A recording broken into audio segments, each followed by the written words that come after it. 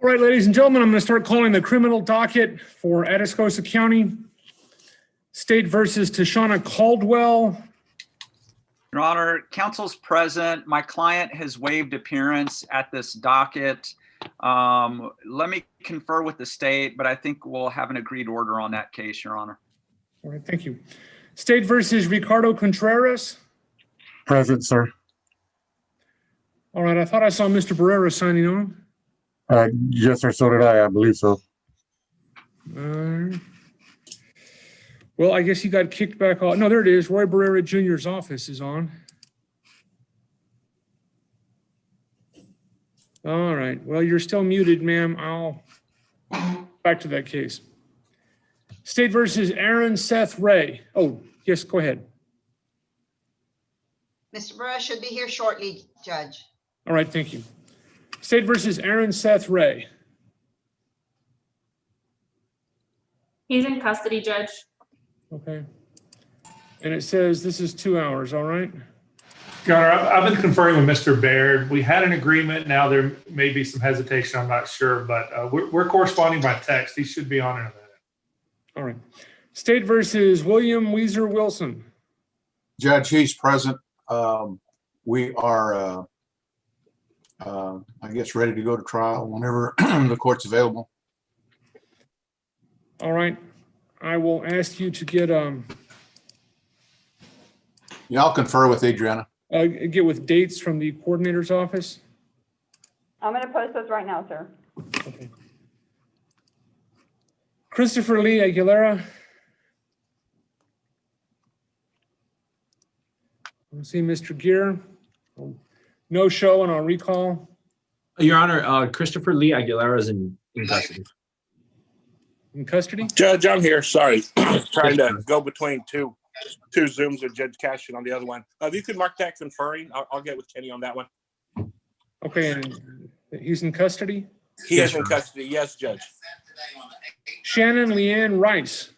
Good morning, Your Honor. I'm here for Mr. Vargas. He's at a bench trial in Bexar County. The client is in custody in Gillespie County for mental evaluation. Okay. Mark, you conferring? Thank you, Judge. Jenny Guerrero. Good morning, Your Honor. She is in custody. As of yesterday, she was reviewing a plea offer, so I'd like to speak with her in a breakout room at some point to confer on that. Okay, and let me make Ms. Poppy the host. Actually, I'll make her the co-host because I think that didn't they change it so that the co-host can now do breakout rooms? All right, Ms. Poppy, if you can't do breakout rooms, I'll make you the host. Ricardo Arreola. Your Honor, defendant's in custody. Good morning, Judge. That's my case. Kenny and I agreed to reset that to 222 for a motion to suppress, but I would like a breakout room with my client before I leave. All right, if you will post that to me in chat, I'd appreciate it. Yes, sir. Cassidy Matula. She is present here at the probation department, Your Honor. And Your Honor, that's a PTD agreement. The paperwork was sent to Ms. Harkins and Ms. Matula and should be completed and they'll finish with the probation department today. Yes, Your Honor, we completed that. And we're working on that. State versus Joshua Story. Your Honor, my client is in custody. Mr. Thornton and I have conferred. I think we need about 30 minutes, but we would like to confer with you briefly before the hearing. Okay. All right.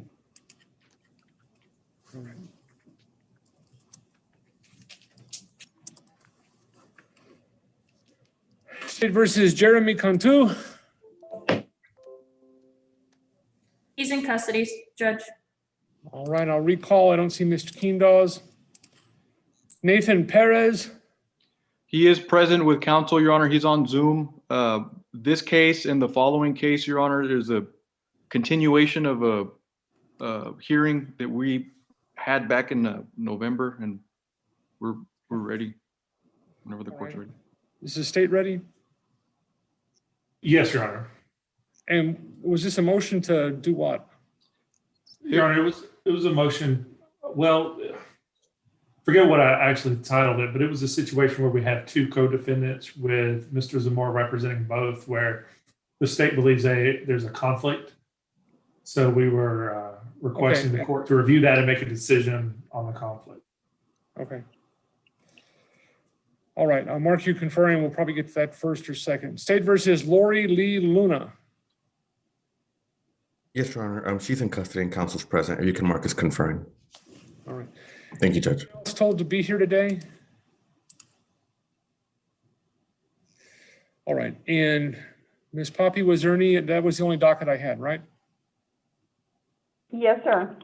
Okay. I can start doing the breakout rooms at the jail if you would like, sir. Please. Okay, I'll release the attorneys who need to confer, and I'll be with you all in just a moment. Hear me. Atascosa County Jail, can you hear me? Yes, ma'am. Can you please get Ms. Guerrero for Ms. Harkins? Yes, ma'am. Thank you.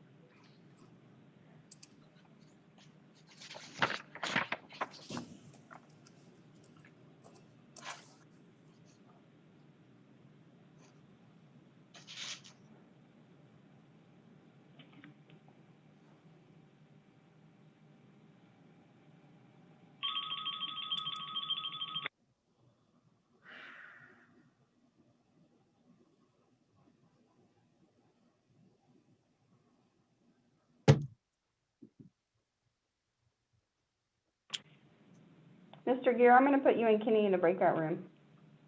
Thank you.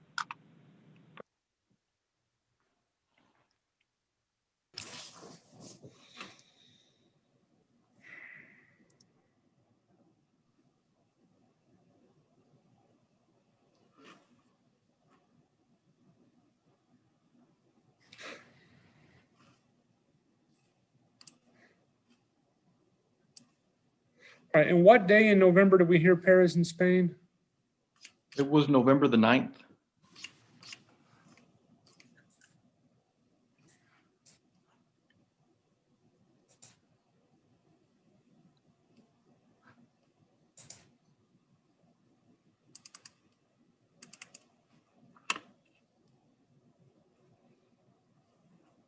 Miss Poppy, maybe put in a breakout room with Brad. Yes, sir. Thank you.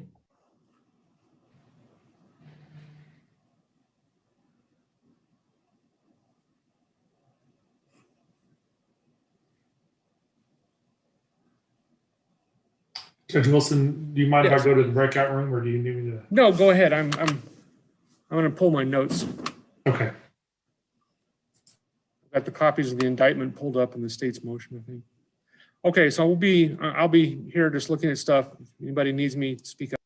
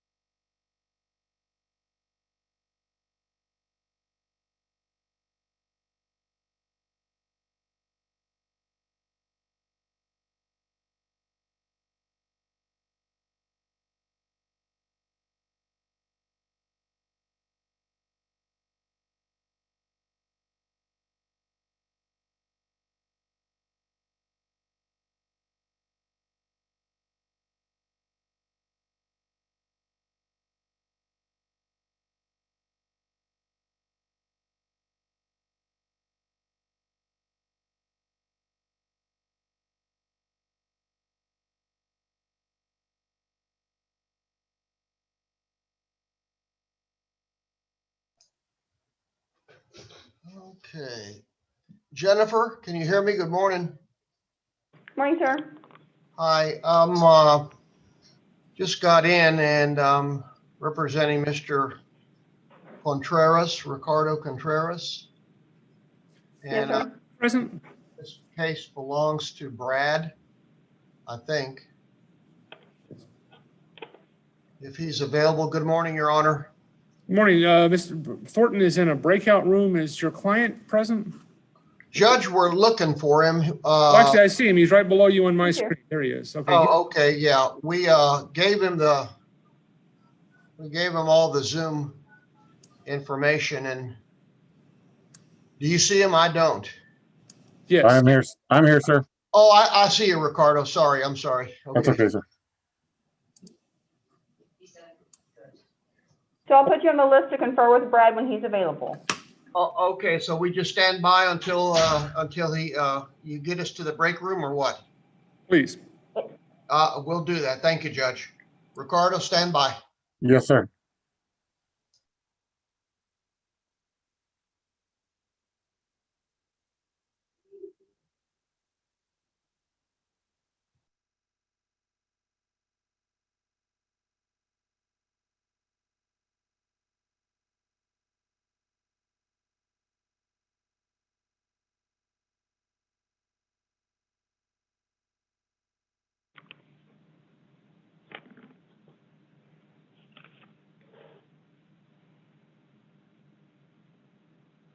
Judge Wilson, Attorney Garza has posted everything he needed to chat, and I know this is one of his,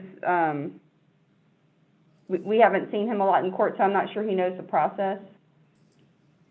So is he okay to leave?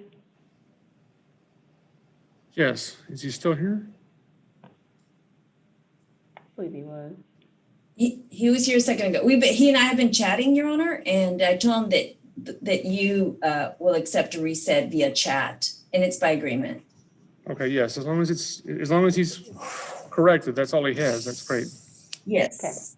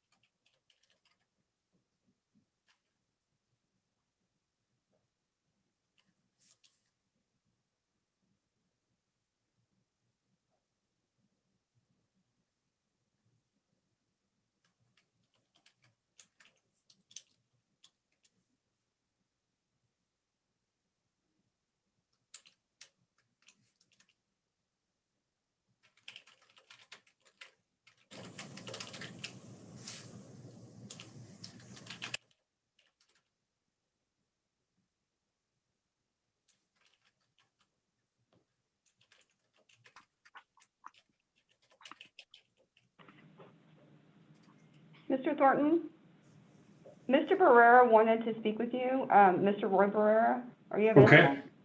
Sure. And Ms. Poppy, I may speak with Mr. Lamb on Mr. Vargas's case. Okay. Thank you. Yeah, I'm not Mr. talking to Brad this morning, so it's not this Barrera. Okay. Mr. Roy Barrera, can you hear me, sir? I don't think he's by his chair right now, Jennifer. Vice Chair, I love it. And Jennifer, is Judge Wilson still around, or? Yes, sir, I believe so.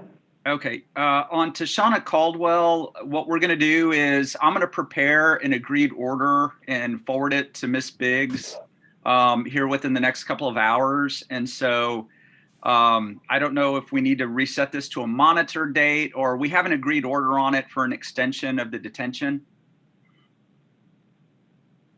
Okay. I'm happy for you just to submit that online as long as we make sure it happens.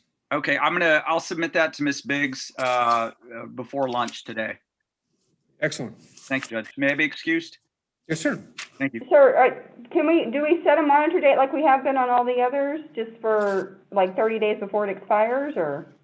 What is the, About to expire, I think. Yes. Oh, the next expiration. do we want to just set it for the 8th just to make sure everything's done, or? Okay. So 2/8 entry date. That's fine. I think it expires on the 3rd from what I was reading a while ago. It does. The 8th was the closest date that I could find. I mean, I'm going to send it over today, but. I was just thinking for the expiration of the next order. Oh, unless for it's next in year? Yes. Oh, okay. So sometime in December or whatever it is. Okay. That's fine. All right. You know what that is?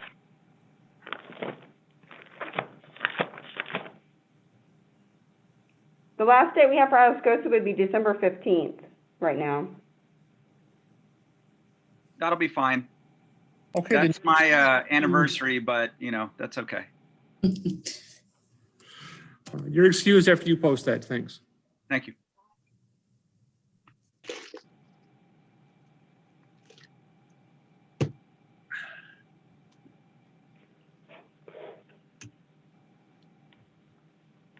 Mr. Roy Barrera, I'm going to put you in a breakout room with Mr. Thornton.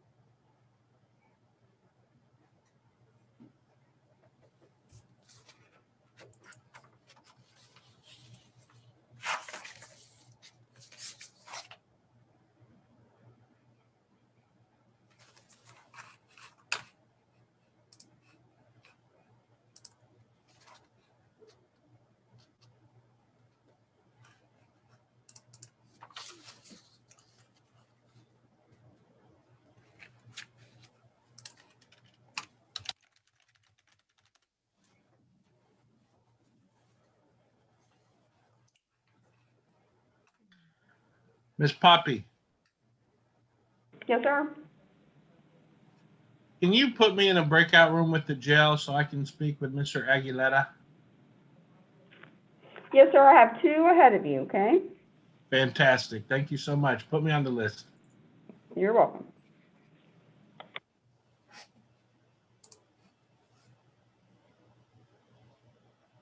Jennifer, do you know if Rolando's still in the breakout room? He is still in there. Oh, okay. I'll wait till he comes out before making an announcement. Mr. Roy Barrera is also,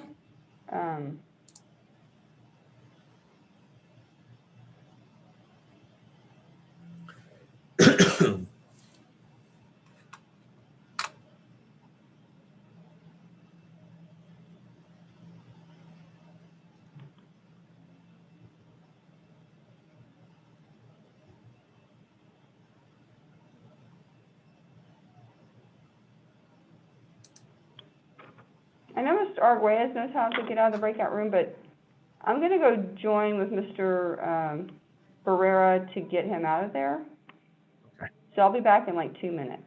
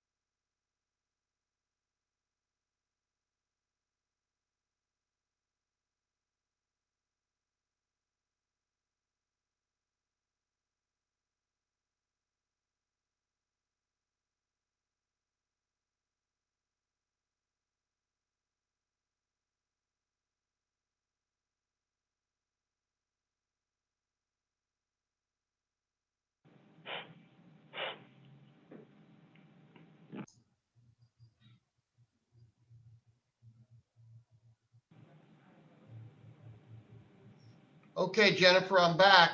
I've conferred with Brad and you'll recall it on 3/23. We'll be present. And then you posted that to chat, sir, to everybody? I sure did. You see it? I hit the enter key like you told me after I put it on. I do not see it, but you may have sent it to the judge directly. Oh, it said to everyone, but you want me to go back to the chat room and do it again? Yes, sir, it may have been No, because you were in a breakout room or something, I'm not sure. If he sent it in the breakout room, it's only going to be in the breakout room. Yeah, I sent it in the breakout room. So you'd have to resend it in this chat, Mr. Barrera. Okay. I will. Okay, I'll do it now. Thank you. Well, I gotta redo it again. Okay, thank you, guys.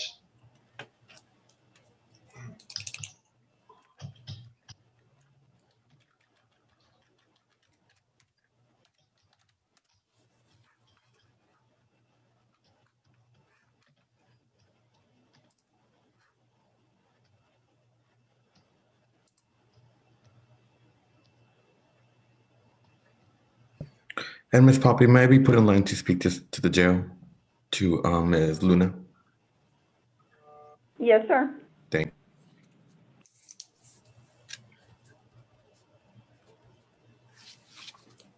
Did you get it, Kenny? It says to everyone, let me just.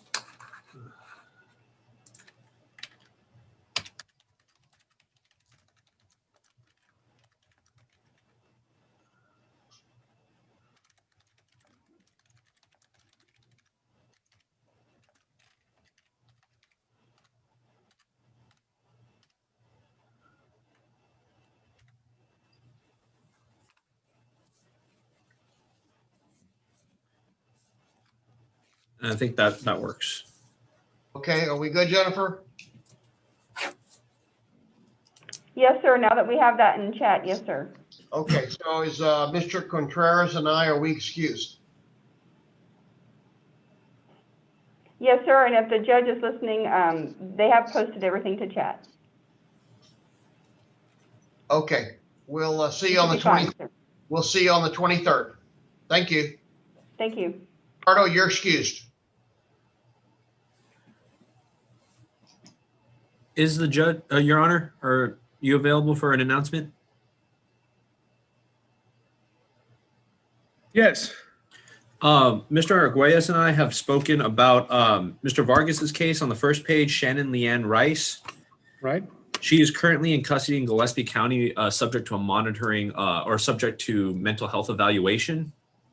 The state at this time is not issuing a bench warrant because we've spoken to Mr. Vargas about that, and that she is actually undergoing mental health eval and subject to treatment out there. And so the state's not asking to bench warrant her back at this point, just to take her out of that treatment process.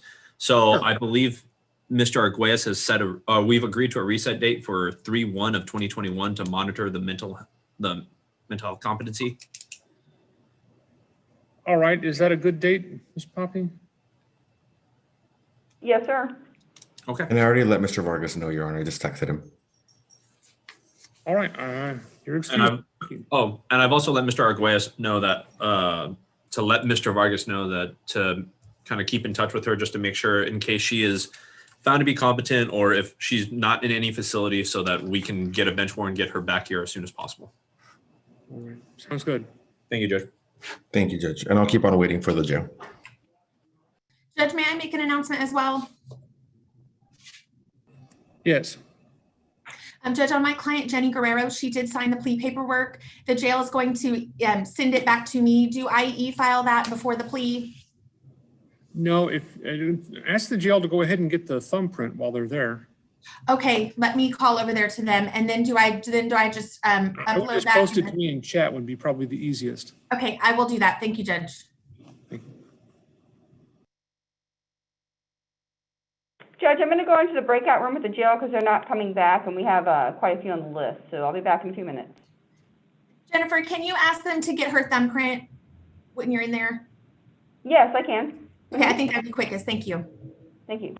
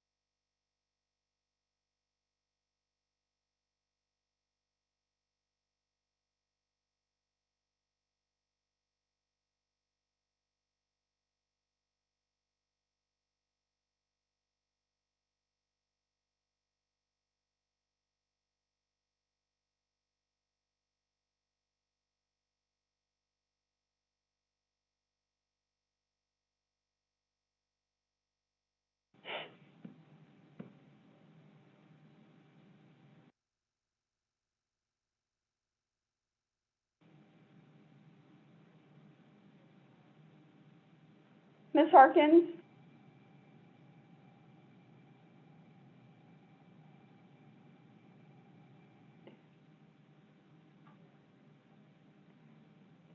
Atascosa County Jail, can you hear me? Yes, ma'am. Okay, two things. We're needing, Ms. Guerrero's thumbprint. Okay. And then, can you please bring up Aaron Smith Ray for Mr. Baird? Yes. Mr. Baird, are you available?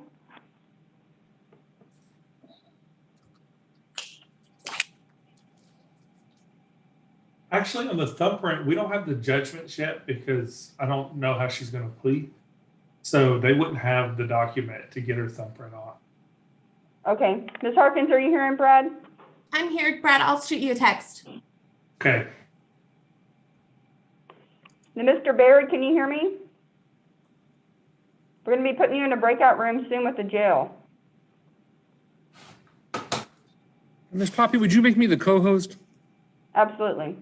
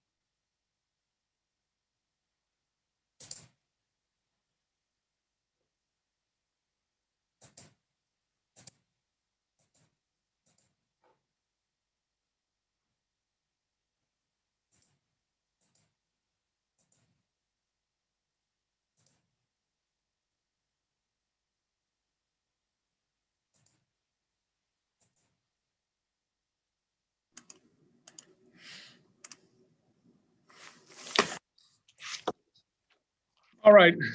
Mr. Zamora, Mr. Thornton. Yes, Your Honor. Yes, Your Honor. I went back and I think I've found my stuff from the 9th, and it looks to me like I asked Mr. Thornton to provide discovery and said I would revisit this afterwards. And I think Mr. Zamora had indicated he either had already created or was going to create an affidavit for his clients to sign. So where do we stand on all that? Your Honor, what I do have is that I guess what the state is asking for in their motion is that a waiver be on the record. And for my own personal file, upon my clients hiring me, I had them sign a waiver. I don't know if that's going to comply with the court's requirement. If the court... No, I mean, I need to hear from them, but I believe what I'd said was, you had said you didn't get your discovery, and I'd said, well, get your discovery because I didn't think your clients could make a knowing waiver of their rights without knowing what the state's evidence was. And Your Honor, I can put them on the record to comply with the elements of the waiver. Okay, all All right, are they available? Your Honor, we have provided discovery of the case. Oh, yes, Your Honor. They have. Immediately they did. Okay.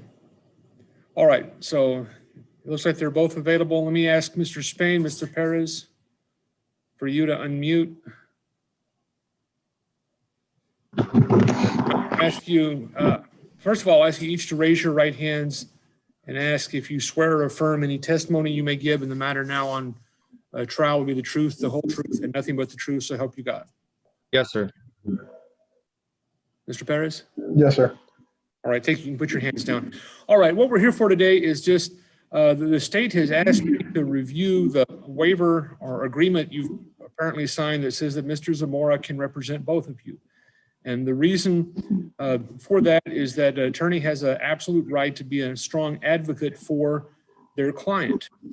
And if they have two clients who are charged in the same crime or alleged crime, it will often be that they do not have exactly the same possibilities. And I'm going to mute that for right now because there was some kind of background noise. They don't have exactly the same potential liability because unless they were doing 100% the same actions at the same time from the same motivations and with the same knowledge, then there might be a difference in their potential liability. And it could be that there would be an instance of that in the trial of the case that in order to effectively represent one of his clients and rebut any of the state's case or show that the state's case is not strong enough to convict against one of his clients, the defense attorney might be inadvertently showing that it's more likely that his other client was in fact guilty of the offense the state charged him with. And it's also, and I went back and looked at Mr. Zamora's representations about y'all's understanding and what you've told him about this incident. I've got to tell you also, it's sometimes the case that one or both of the potential or the defendants who go to an attorney aren't being 100% truthful with the attorney. And it could be that each of you or that one of you is not being 100% truthful with Mr. Zamora and the other one doesn't know that. And it may not come out until the middle of a jury trial. And if it comes out in the middle of a trial and it comes out that there is a conflict between the two of you, where in order to prove that one of you in order to refute the state's allegation that one of you may have committed this offense, that Mr. Zamora would be showing that it's more likely than not that, or more likely the other one committed the offense, or if you were to both wind up being found guilty, he might be proving that one of you was more responsible for the offense and therefore would be potentially liable to a greater punishment. So I wasn't out there. I don't know what happened. I just want to know, first of all, do you understand? I'm going to unmute Mr. Perez again. What I've told you about the dangers of a conflict of interest between two different defendants charged with the same crime. Yes, sir. Mr. Spain? Uh-oh. I thought he was just enthralled by my dialogue, my monologue, but apparently he's frozen up.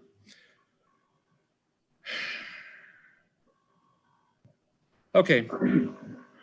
Well, there he went. Mr. Zamora, I'm gonna, if he doesn't sign on within a couple of minutes, I'll ask you to contact him. Okay.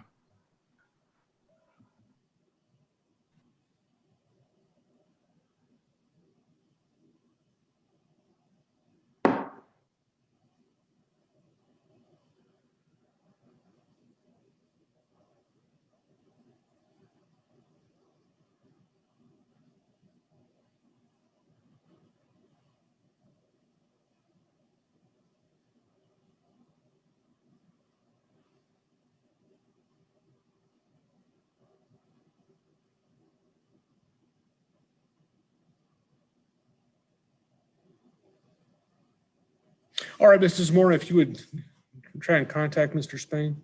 Yes, Your Honor.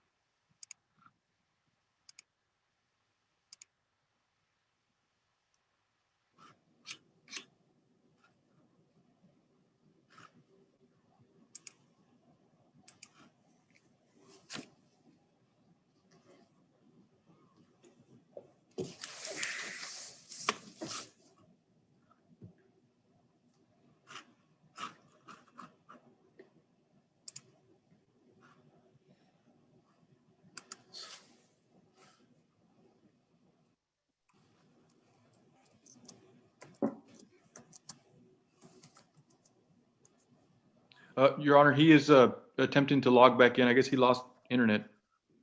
Oh, there he is. Okay. Sorry, Your Honor, I lost internet service. That's fine. What did you hear before you lost internet service? You're telling us about how there could be a conflict due to one of us having a different story and the other one not knowing to our lawyer. Okay. And Mr. Zamora, have you received all the discovery you've had from the state? Yes, Your Honor. And have you had a chance to share that with your clients? Yes, Your Honor. All right. All right. So let me ask Mr. Spain, since he's unmuted right now. Your Honor, I would also ask you to admonish him on the potential for conflict based off of varying states' offers to each client that would put Mr. Zamora in a position to advise one of a plea offer that could harm the other. All right, then. It's also possible that if the state will often make an offer, almost always make an offer to settle a case, meaning that the state, rather than have a jury trial, will make an offer to let the defendant enter a plea, either of guilty or of no contest, and do something other than receive the maximum term in prison and the maximum fine. It may be a smaller term. It may be a term of probation. It may be a term of deferred adjudication. And Mr. Thornton's pointed out that it's possible that the state may offer a really sweet deal to one of you and not a sweet deal to the other one. It's possible the state may offer one of you, a pretrial diversion where you're not even formally on probation at all, and offer the other one time to do in prison. And if that happened, it might be Mr. Zamora's duty as an attorney to look at the person who's been offered a pretrial diversion and say, hey, you need to take this. But that would leave the other defendant standing alone. So are both of you fully understanding what's been explained to you about the possible conflicts here today? Yes, sir. Yes, sir. All right. And both of you, if you had an opportunity to visit with Mr. Zamora about the discovery he's received from the state and what information was in that discovery? Yes, sir. Yes, sir. Okay. All right. And Mr. Spain, knowing all of that and knowing what the potential risks are, do you wish to go ahead with Mr. Zamora representing you and Mr. Perez both? Yes, sir. All right, Mr. Perez, knowing all the potential conflicts, do you wish to have Mr. Zamora go ahead and represent you and Mr. Spain both? Yes, sir. All right then. Okay, I'll find that the defendants have waived any possible conflict knowingly, intelligently, and voluntarily, and I will ask Mr. Zamora to prepare an order to that effect, and I'll sign that and record it in the state's papers. Your Honor. All right, and actually, let me just add one more thing to each of you. I'm not telling you you can change your mind on this, okay? By that I mean, if it's time for closing arguments in a jury trial and we're both being tried together, if that happens, I would expect that you'll find that it's not going to be possible to change your mind. I will tell you that if you want to try and change your mind, if it happens at any point, it may be possible at some point to change your mind. If you decide this afternoon you want to change your mind, I would certainly approve that. So I don't want you to think that you don't have an opportunity to change your mind. If you're trying to change your mind, inform Mr. Zamora of that, and he'll let the court know that, and we'll decide whether it's too late for you to change your mind and get separate attorneys or not. Okay, are y'all both clear on that also? Yes, sir. Yes, sir. Mr. Spain, okay, all right. All right, anything else on these cases? We have. I have not, I'm sorry, go ahead. Nothing from the state. All right, do we have dates? No, Your Honor, that's what I was gonna ask. I haven't done the waiver of arraignment for them, so I guess if I can get time to get the form and get them signed up, I want to see if I can get that March date, March 23rd. That's fine, and we'll monitor the waiver of arraignment on that date. Okay, just post that to me in chat and you're excused if that's all you have. Thank you. Okay. Thank you.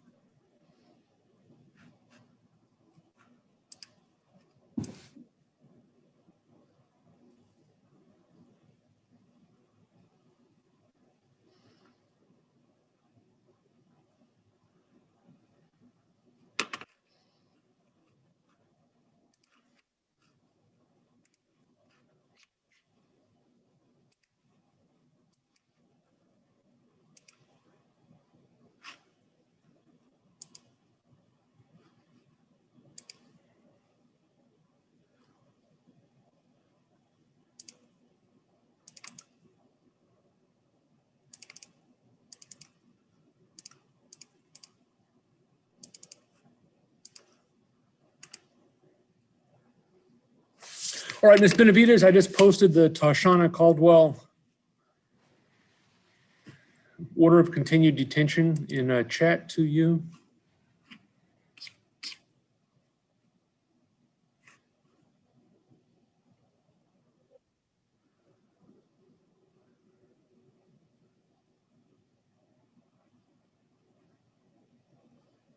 Okay, Judge.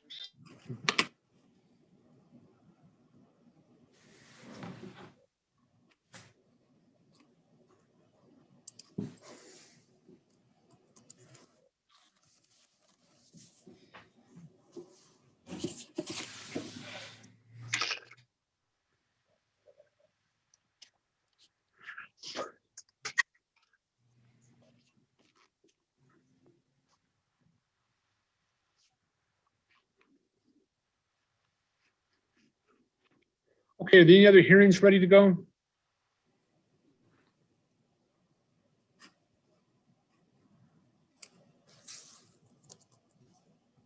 Not that I know of, Your Honor. All right, I've got plenty of things to work on.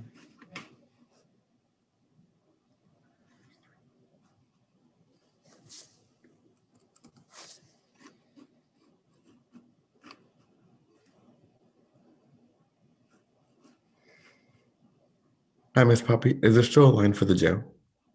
Yes, Okay, that's fine.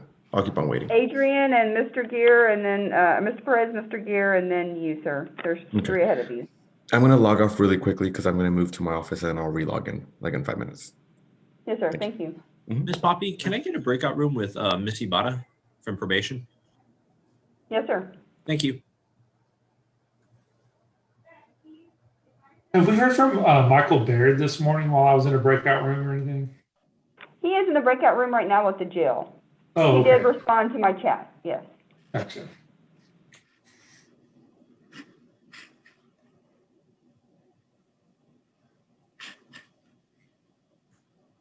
And Mr. King Dawes has notified me that he will be on, as soon as he's done with another setting.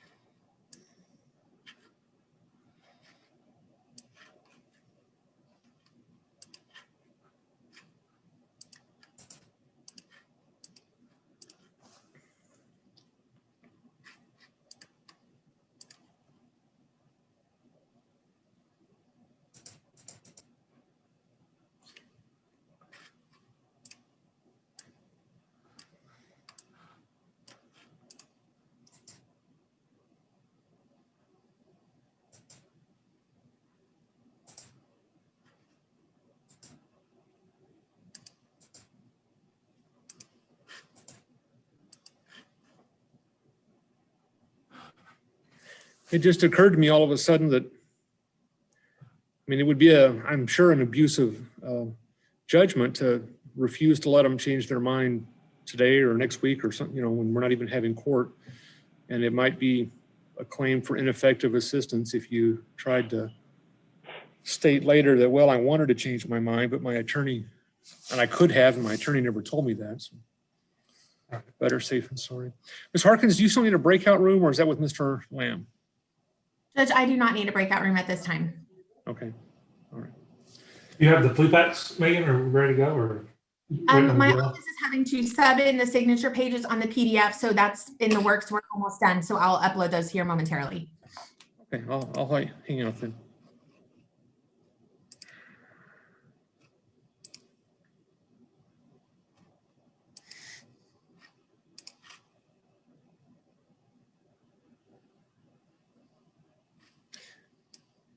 And Ms. Poppy, I know we need to talk about indigent defense. I have to also do an inspection of the juvenile facility there in Atascosa County. So whenever we wrap up with court, I'm just going to go to Jergenton. Okay, So we can talk then. sounds good.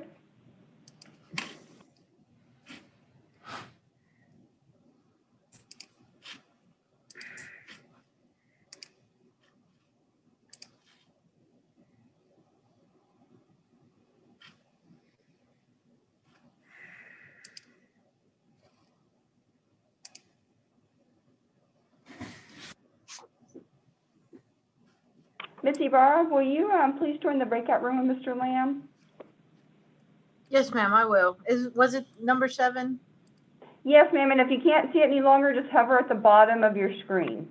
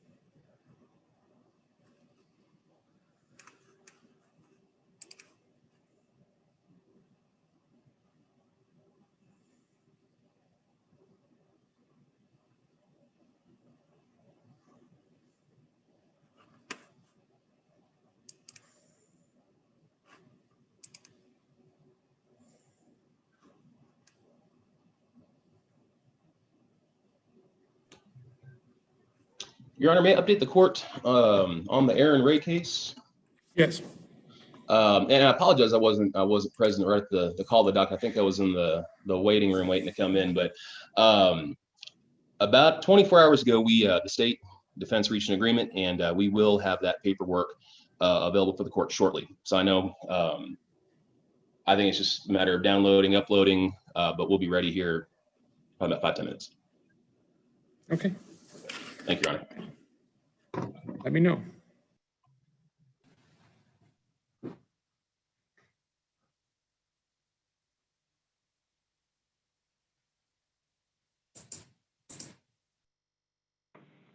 Mr. Perez, as soon as the jail is back, I can put you in with your client. Thank you, appreciate it.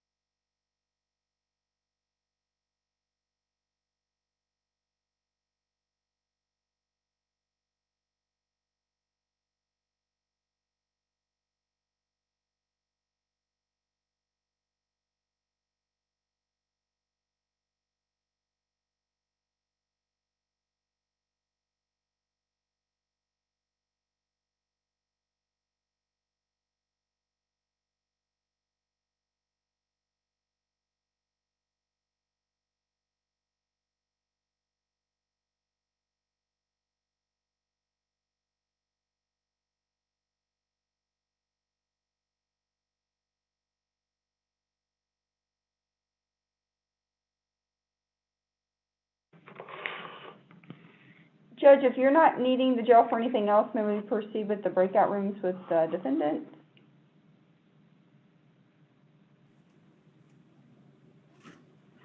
I'm not sure if there's gonna be something you need to do quickly. Well, we have, please. Yeah, I'm not sure they're ready. Let me know, please. Okay. Sorry. Okay, can you put who? I'm sorry. I'm not sure what your question is, Jennifer. Or do you have a plea or anything ready right now that you need the jail, or can I continue to put defendants in with their attorneys to confer? Unless Ms. Harkins is about to hit send, then no, they can keep conferring.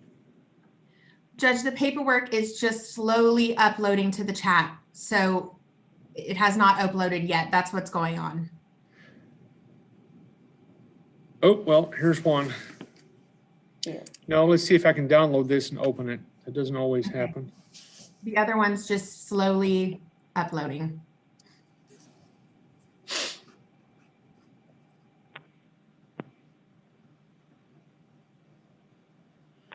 And this is Guerrero?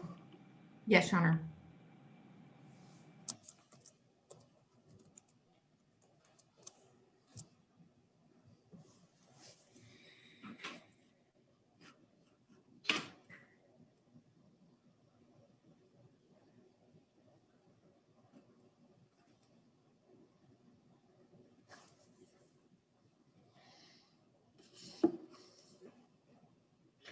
Okay, I've got the first one. And there are multiple plea packets? 2, Judge. So one more is on its way. All right.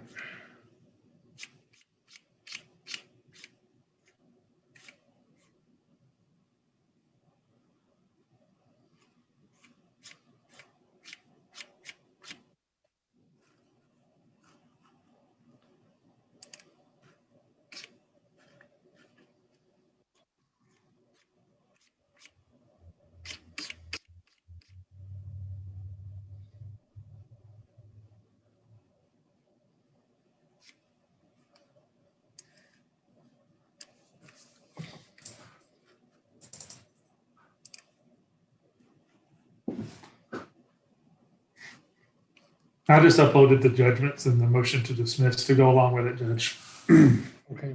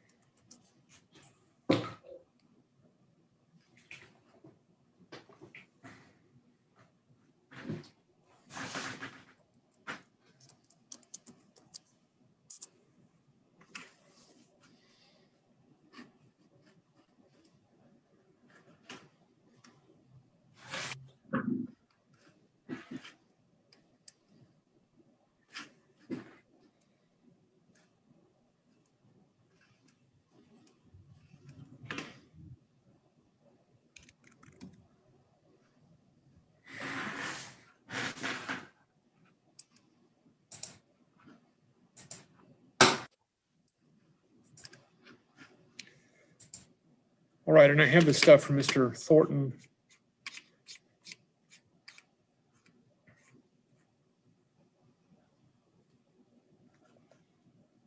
Waiting on the other package.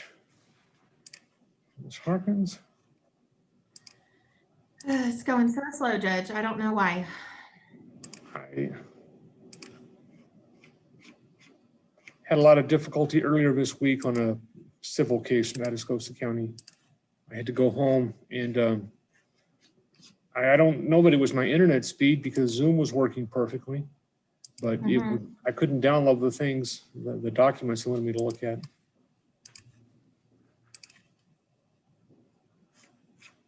I mean, it would say 12 minutes, 20 minutes, 5 hours, and then it would block up.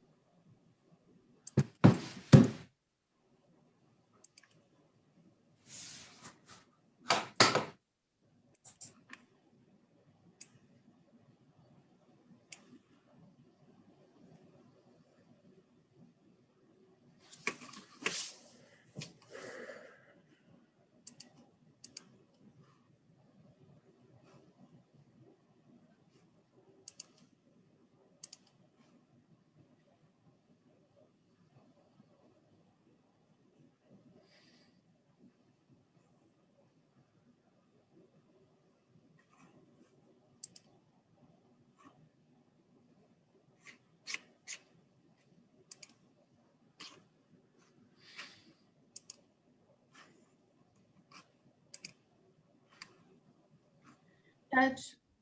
Yes. Mr. Thornton and I had an idea. Is it possible that we could discuss the motion to suppress with you in a breakout room while this is uploading at a snail's pace? Certainly. Thank you. They uploaded. I was able to open all of them. Oh, Okay, You need me- I've opened everything, but I've only received one plea packet from Ms. Harkins. Have you received 2 of those? Chris, the 2020 case is still uploading, at least on my end. Let me check right quick. also, Megan, Brad, Judge, if you go to a breakout room, the chat disappears or you don't get the chat from the Right. So I would be hesitant to do that on the off chance that if Judge Wilson goes into the breakout room, Oh, and I come back and it's not there. it's not there. Okay. So that would just Yeah, be I don't know. as a Yeah, better safe than sorry. I think so. And I thought I had gotten the second plea pack, but that was actually the judgment. So sorry about that.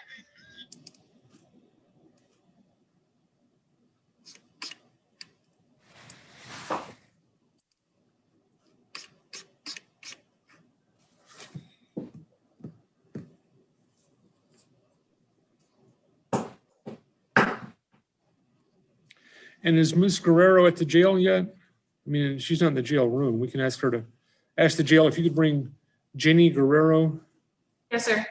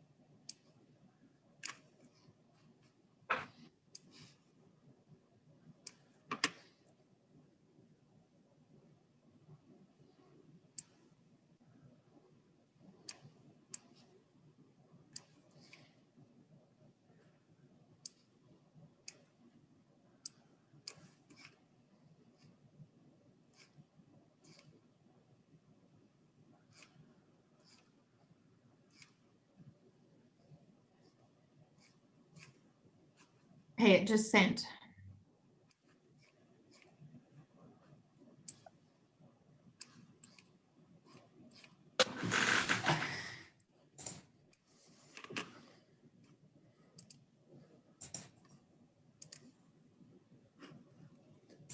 Right.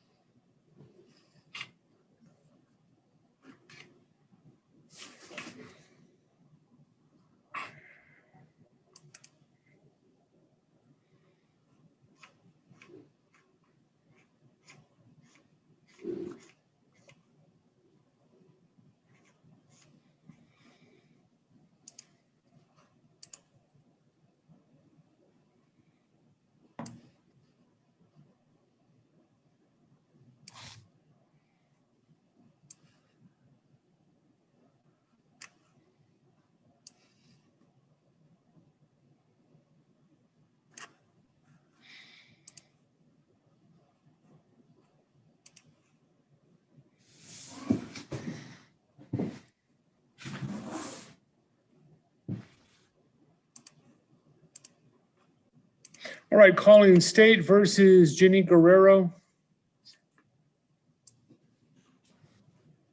Are both sides ready? State's ready. Defense is ready. Okay. Are you Jenny Schlein Guerrero? Yes, sir. Is that your true and correct name? Yes, sir. All right, ma'am, can you speak, read, and write the English language? Yes, sir. And are you a United States citizen? I am, yes. All right, now, despite your representation that you are a United States citizen, I need to caution you, but if that is not true, any plea of guilty by you or finding of guilt by me could result in your deportation or exclusion from this country and/or a denial of naturalization benefits. Do you still wish to enter a plea today? Yes, sir. Do you have any history of mental health problems or mental illness? No, sir.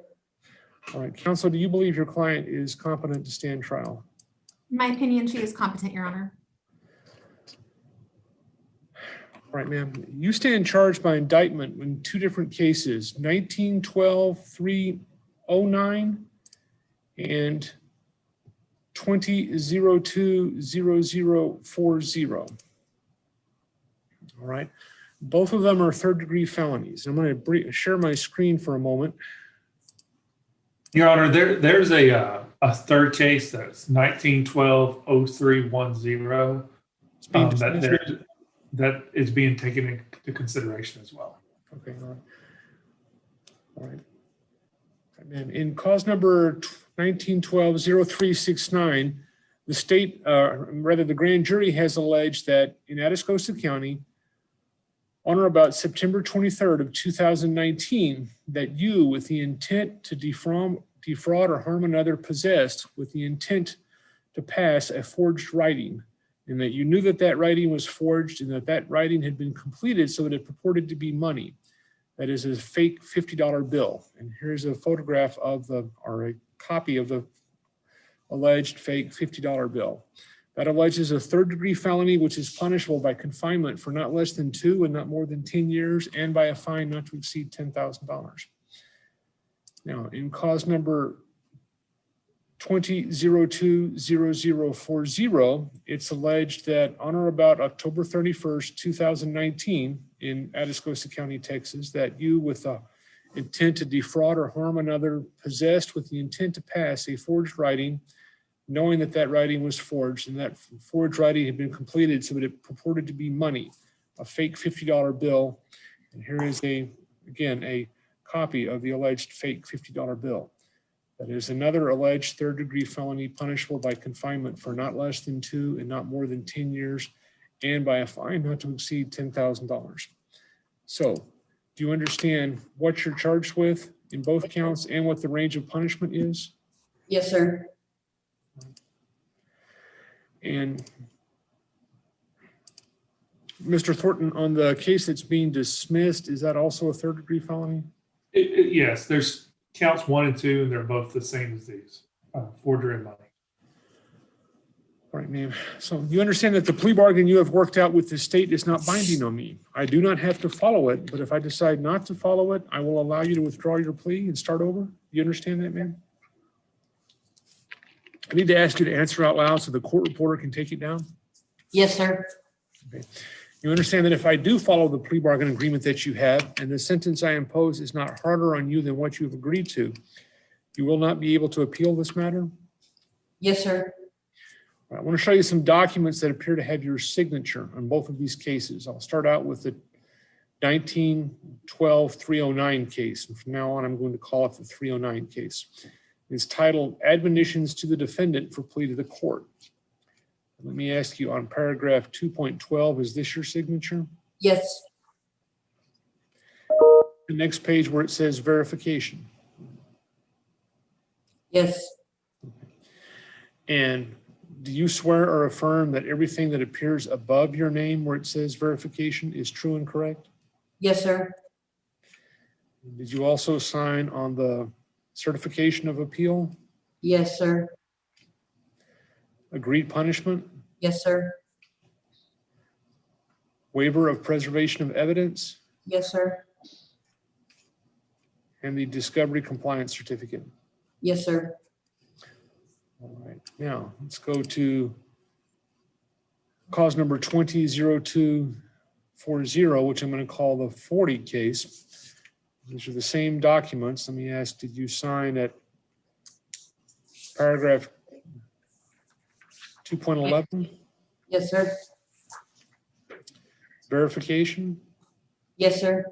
And do you swear or affirm that everything that appears above where your name is on verification is true and correct? I do, sir. And did you also serve, rather sign on the certification of appeal? Yes. Agreed punishment? Yes. Waiver of preservation of evidence? Yes, sir.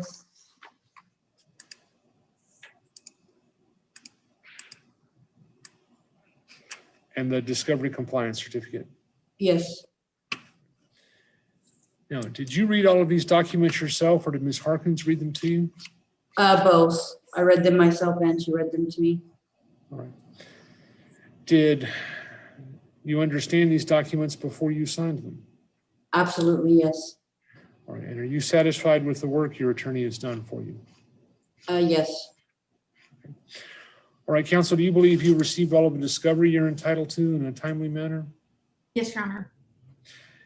And do you also believe your client understands the nature of the rights she's giving up, the stipulations of evidence she's making, and the consequences of her plea bargain?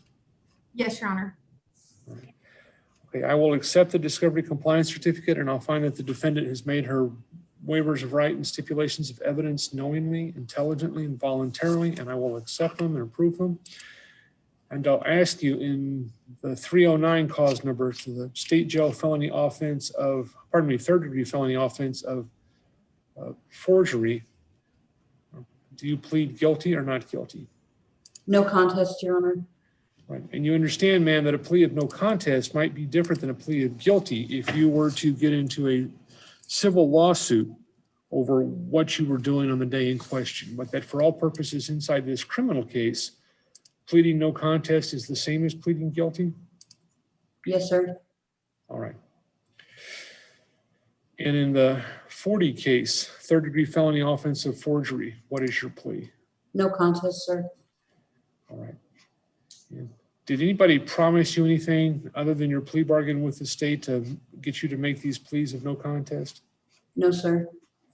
Did anybody harm or threaten you or anyone close to you to get you to make these pleas? No, sir. Has anyone promised you an early release from your sentence? No, sir. Okay. All right, I'll find that you made your pleas voluntarily in both counts and that you're not under any compulsion in making them, and I will accept them. And I'll ask what evidence the state has to substantiate the defendant's guilt. State offer Exhibit 1 and its attachment A. No objection. All right, without objection, State's Exhibit 1 and its attachment A are admitted into evidence in both cases. Do both sides rest and close? State does. Defense rests and close. All right, give me a chance to look at the attachment in the 40 case. I looked at the 309 case attachment while we were waiting.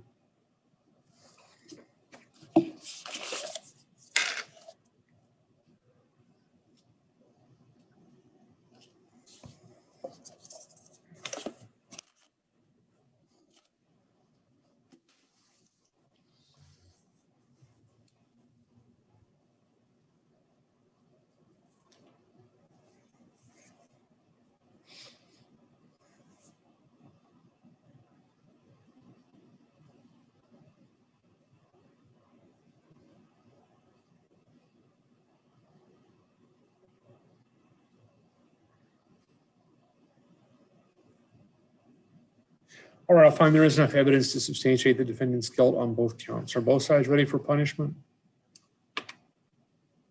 State is, Your Honor. Defense is ready. All right, and is there a waiver of a pre-sentence investigation, or has one been completed? Judge, no PSI has been completed. I really did not speak to my client about that, but Judge, I can. Is it normally in written, a waiver? A verbal waiver is fine as long as I find that I have enough evidence to make a decision about the case without one. Yes, Your Honor. Actually, I do remember, Ms. Guerrero, when we went through the paperwork, we discussed the pre-sentence investigation and how one was not going to be done. Do you remember us discussing that? Yes. Now that we discussed that. So Judge, she does waive that. All right. Okay, what is the plea bargain agreement in this case? Your Honor, the plea bargain agreement is for 5 years in the Texas Department of Criminal Justice Institution Division on both cases. And there is a time credit on both cases for 172 days credit for time already served. That's correct, Your Honor. Right. Okay, ma'am, you heard what was read into the record by the state's attorney. Is that your agreement with the state? Yes, sir. Did the state's attorney add anything or leave anything out? No, sir. And to your knowledge, is that the correct number of days you're entitled to credit for on both cases? Yes, sir. Give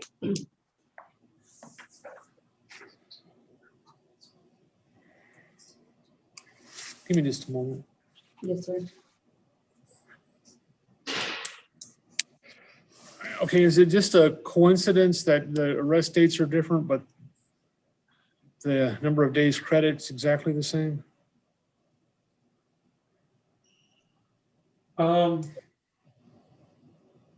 don't know what it makes a difference because she's gonna have to serve one of them, but I know the offense dates are different. I wasn't showing the arrest dates were different.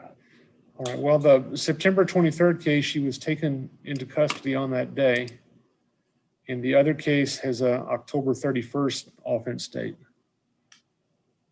So she, I would expect, had been arrested and posted bond, or been otherwise released when she was charged the next time, if that's the correct date.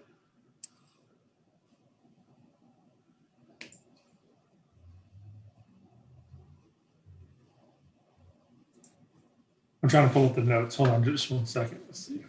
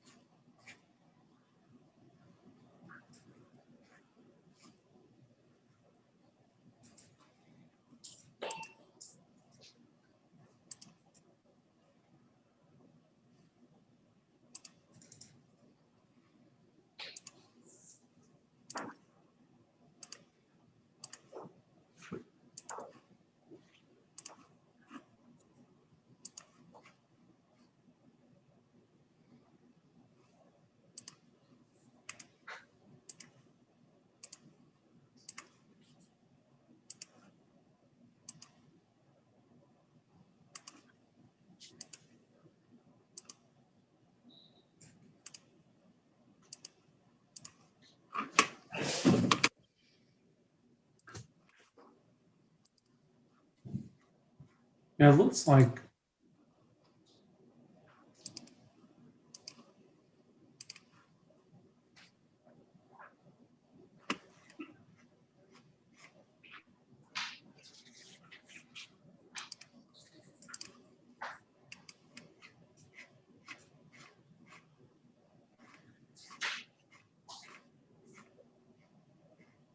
yeah, so she was taken into custody.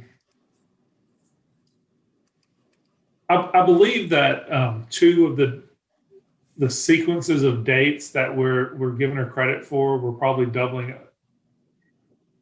There's September 23rd, 2019, where she was arrested for the first offense. We're giving her credit on the second offense. And then on 11/28/19, where she was arrested for the second offense, we're giving her credit on the first offense, although I'm certain there wasn't a motion to revoke bond filed at the same time. And okay, all right.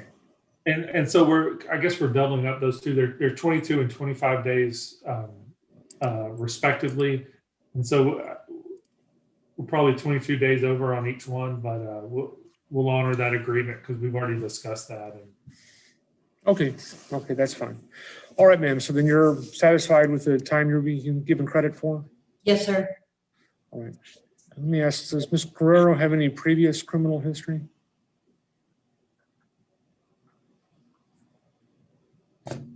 Is there, let me see.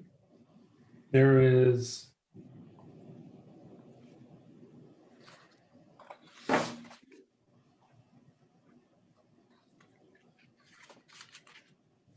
I'm showing 2 prior thefts and a reckless driving. Yes, Your Honor, this it's my understanding this is the first time she's been arrested for a felony.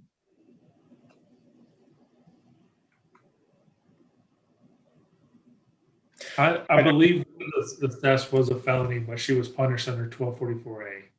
Okay. Yes, sir.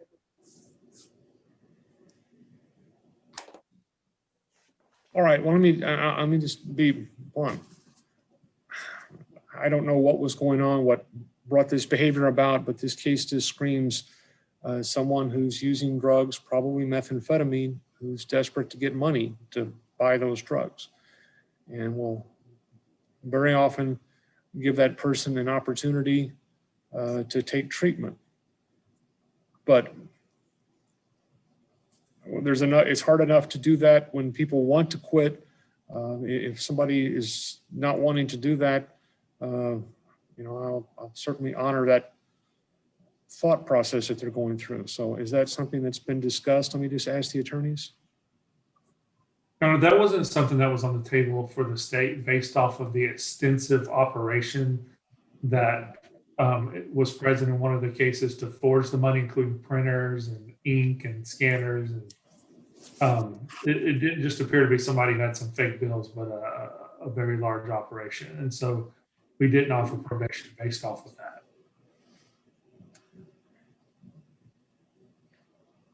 Okay, and I guess there were a lot of printers seized. I guess if it's not a fairly big hammer here, she needs to be concerned that the feds may come down and decide to charge her federally. And all right, then, anything else from either side? No, Your Honor. No, Your Honor. Okay. All right, then I'll find I have enough information to make a decision in these cases, even without a precedence investigation, and I will follow the plea bargain agreement. I will find the defendant guilty on both counts and sentence her to 5 years confinement on each count. Is there any legal reason why sentence should not now be imposed? All right, hearing none, it is the order, judgment, decree of the court that you be taken by the sheriff of Atascosa County and transported to the authorized receiving agent, the Department of Criminal Justice. You will be confined for a period of 5 years on each case. You'll receive on each case credit for 172 days previously served. And these cases will run concurrently with each other and any other cases you may have filed against you. All right, you understand, ma'am, that because I have followed the plea bargain agreement that you have waived the right to appeal and you may not appeal? I understand, sir. All right, I will find that you made your post-trial waivers on each case knowingly, intelligently, and voluntarily, and I will approve them. And I will certify to the Court of Appeals in each of these cases that you have waived the right to appeal as part of a plea bargain and you have no right to appeal. I wish you good luck, ma'am. Thank you. Thanks, Your Honor.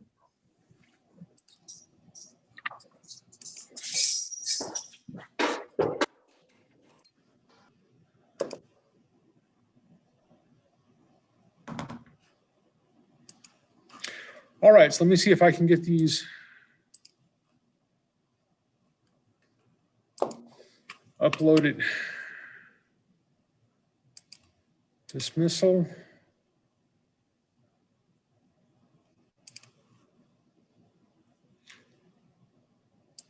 Free packet 1.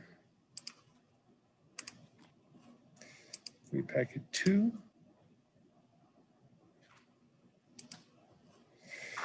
Judgment 1.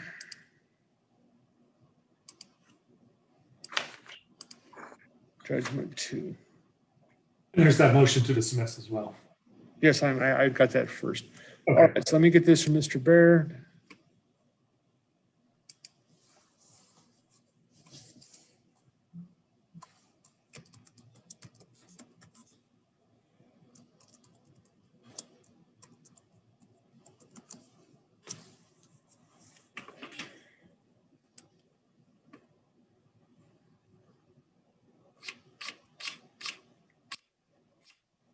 All right, and I do not see a copy of the, oh, it's a MTR. Never mind. I don't need a copy of the indictment.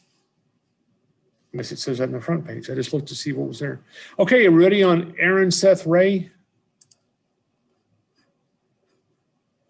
State's right, Your Honor. He's in custody.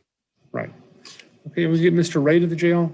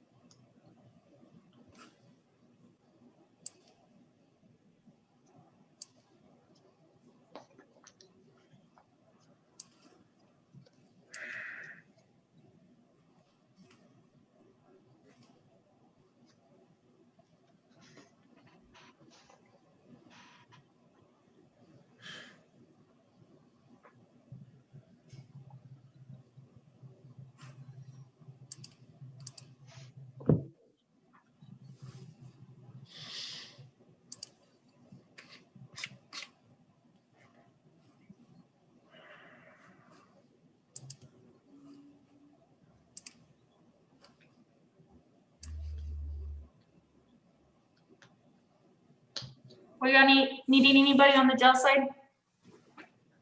Yes, Aaron Ray.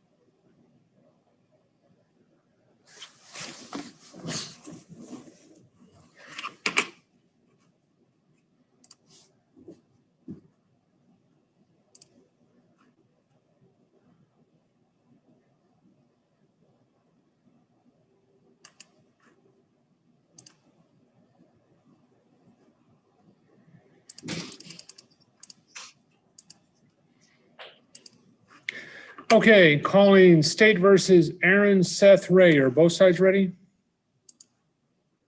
State's ready, Your Honor.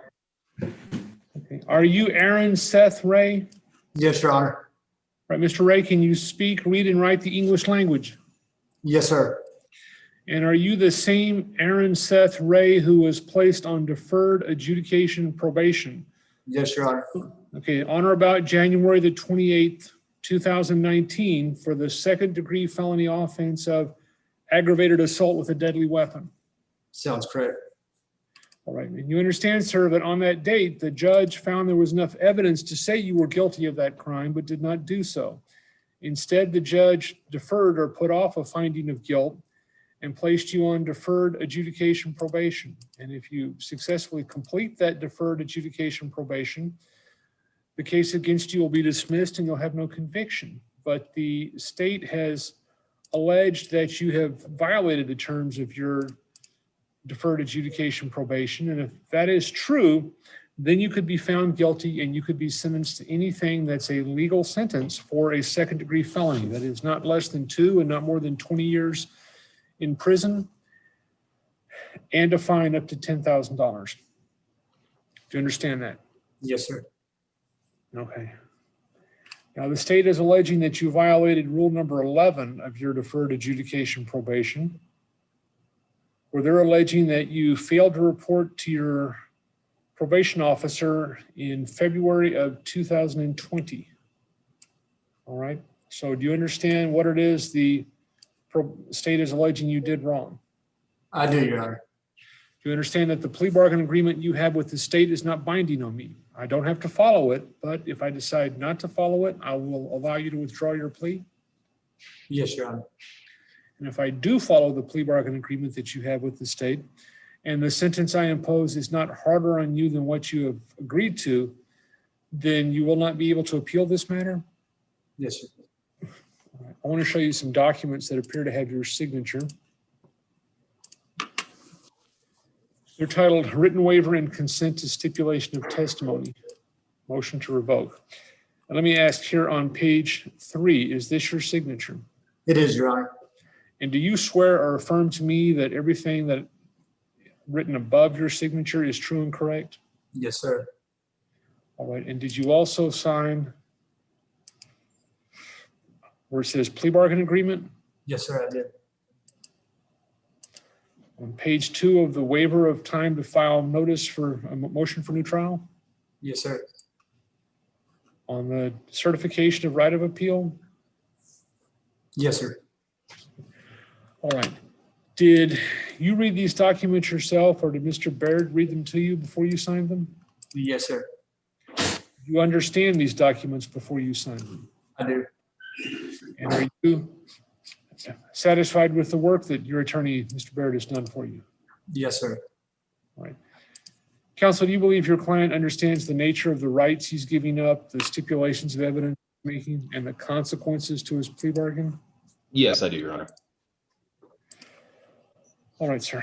I'll find that you made your waivers of right and your stipulations of evidence knowingly, intelligently, and voluntarily, and I will approve and accept them. And I'll ask you, to the allegation that you violated Rule 11 of your deferred adjudication probation by failing to report your probation officer, is that true or not true? True. I'll accept your plea of true and ask what evidence the state has to substantiate the violation. State offers Exhibit 1 and it's attachment A. Any objection? No objections, Your Honor. Sorry. All right. Without objection, State's Exhibit 1 is attachment A are admitted into evidence. Do both sides rest and close at this stage? Yes. Defense rests and closes. All right. I'll find the state substantiated the violation and that a change needs to be made in the disposition of this offense, of this case. Are both sides ready for that hearing? State's ready. Defense is ready, Your Honor. Okay. All right. Is there a pre-sentence investigation or a waiver of one? We'll waive it. All right. What is the plea bargain in this case? Plea bargain agreement is for 5 years in the Texas Department of Criminal Justice. And I'm working on the days credit right now.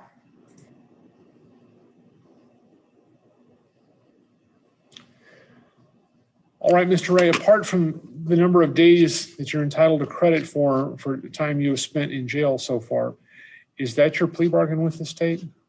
It is, Your Honor. I'm showing 210 days, Your Honor. All right. And let me ask, does 210 days, is that the correct number of days to your knowledge? Yes, sir. I'm sorry? Yes, sir, it is. All right, so then, is that all of your plea bargain with the state? By that I mean, did the state's attorney add anything or leave anything out? No, sir, not that I'm aware of. Okay, well, I need to make sure that is your plea bargain with the state, so do you need to hear it again? No, that is my plea bargain with the state. Okay. All right, anything else from either side? No. Nothing from defense, Your Honor. All right, I will follow the plea bargain agreement in this case. I find I've got enough evidence to make a decision without a pre-sentence investigation, and I will find the defendant guilty of a second-degree felony offense of aggravated assault with a deadly weapon and sentence him to 5 years confinement. Is there any legal reason why sentence should not now be imposed? No, Your Honor. All right. No, Your Honor. Is the order, judgment, decree of the court that you be taken by the sheriff of Atascosa County and transported to the authorized receiving agent of the Department of Criminal Justice. Your sentence will confined for 5 years. Your sentence will commence today. You'll receive credit for all of the time you have spent so far in jail on this charge, and it will run concurrently with any other charge or charges, sentences you may be under. Right. You understand, sir, that because I have followed the plea bargain agreement in this case, that you have waived the right to appeal and you have no right to appeal? Yes, sir, I understand. All right, I'll find that you made your post-trial waivers knowingly, intelligently, and voluntarily, and I will approve them. And I will certify to the Court of Appeals that you have waived the right to appeal and you may not appeal. I wish you good luck, sir. Yes, sir, thank you. Thank you, Your Honor. Thank you.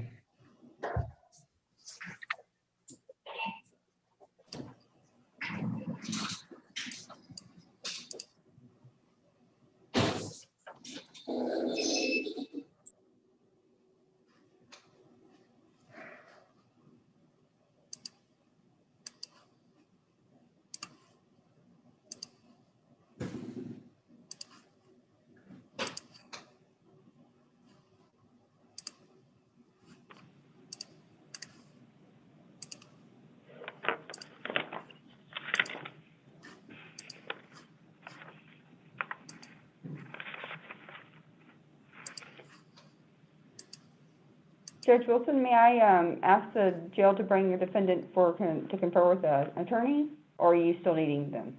No, we're good. And Ms. Harkins, do we still need to confer with Mr. Lamb? It is actually with Mr. Thornton, and yes, we do. Oh, okay. All right, if you would give us an invitation to a breakout room. Yes, sir.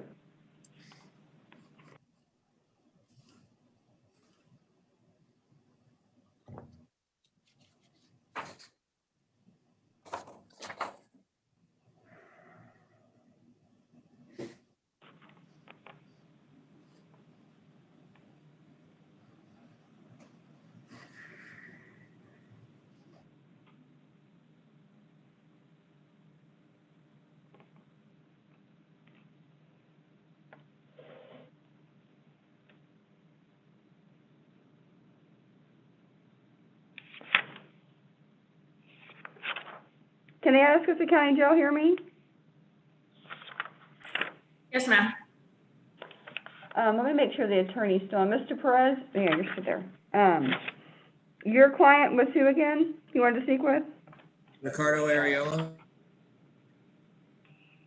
Can you bring Mr. Ariola to the screen so you can confer with his attorney? Yes, ma'am. Thank you.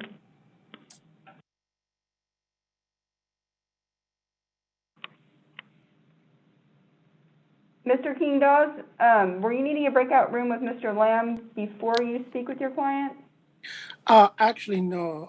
I just need to talk to Mr. Cnty first, then Mr. Lamb. Okay, thank you. Sorry about that. I stepped away from the computer.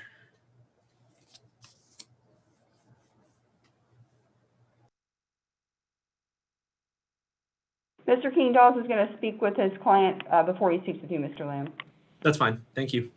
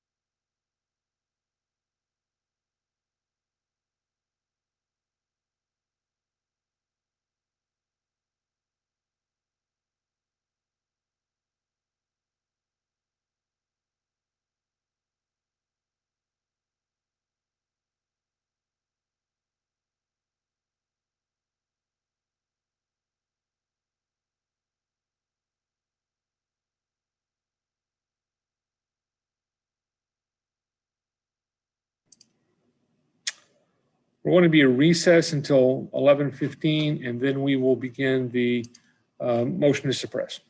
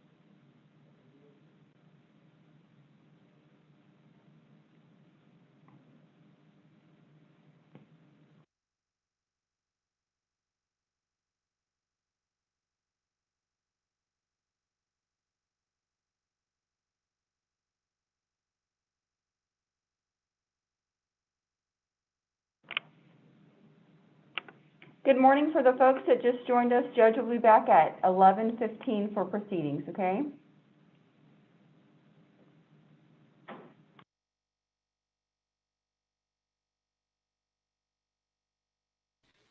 Jennifer, Yes, ma'am. is this going to be on Ricardo Arreola? Motion Motion to- suppressed with Megan Harkin. Let me find it real quick. It's going to be on Joshua James' story. Ricardo Arreola has been reset to 222.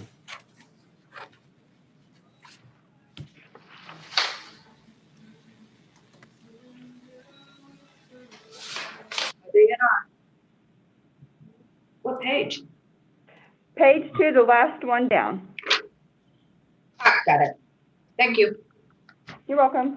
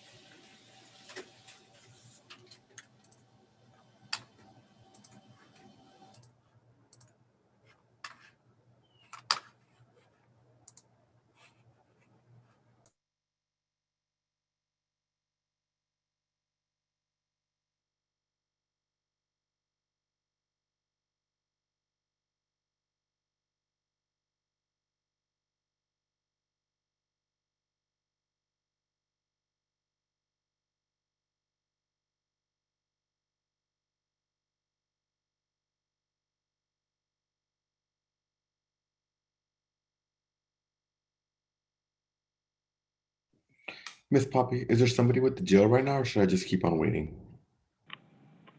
They just came back in, and I believe the judge is going to start at 11:15 with an inmate in Okay, jail. I'm just gonna reset the case for now, and I'll set up an appointment with Miss Luna for sometime later today or tomorrow.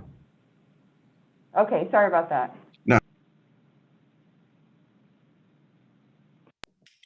Would you mind reposting the dates because I re-logged on and they're no longer on there. Yes, sir, definitely. One Thank you. second.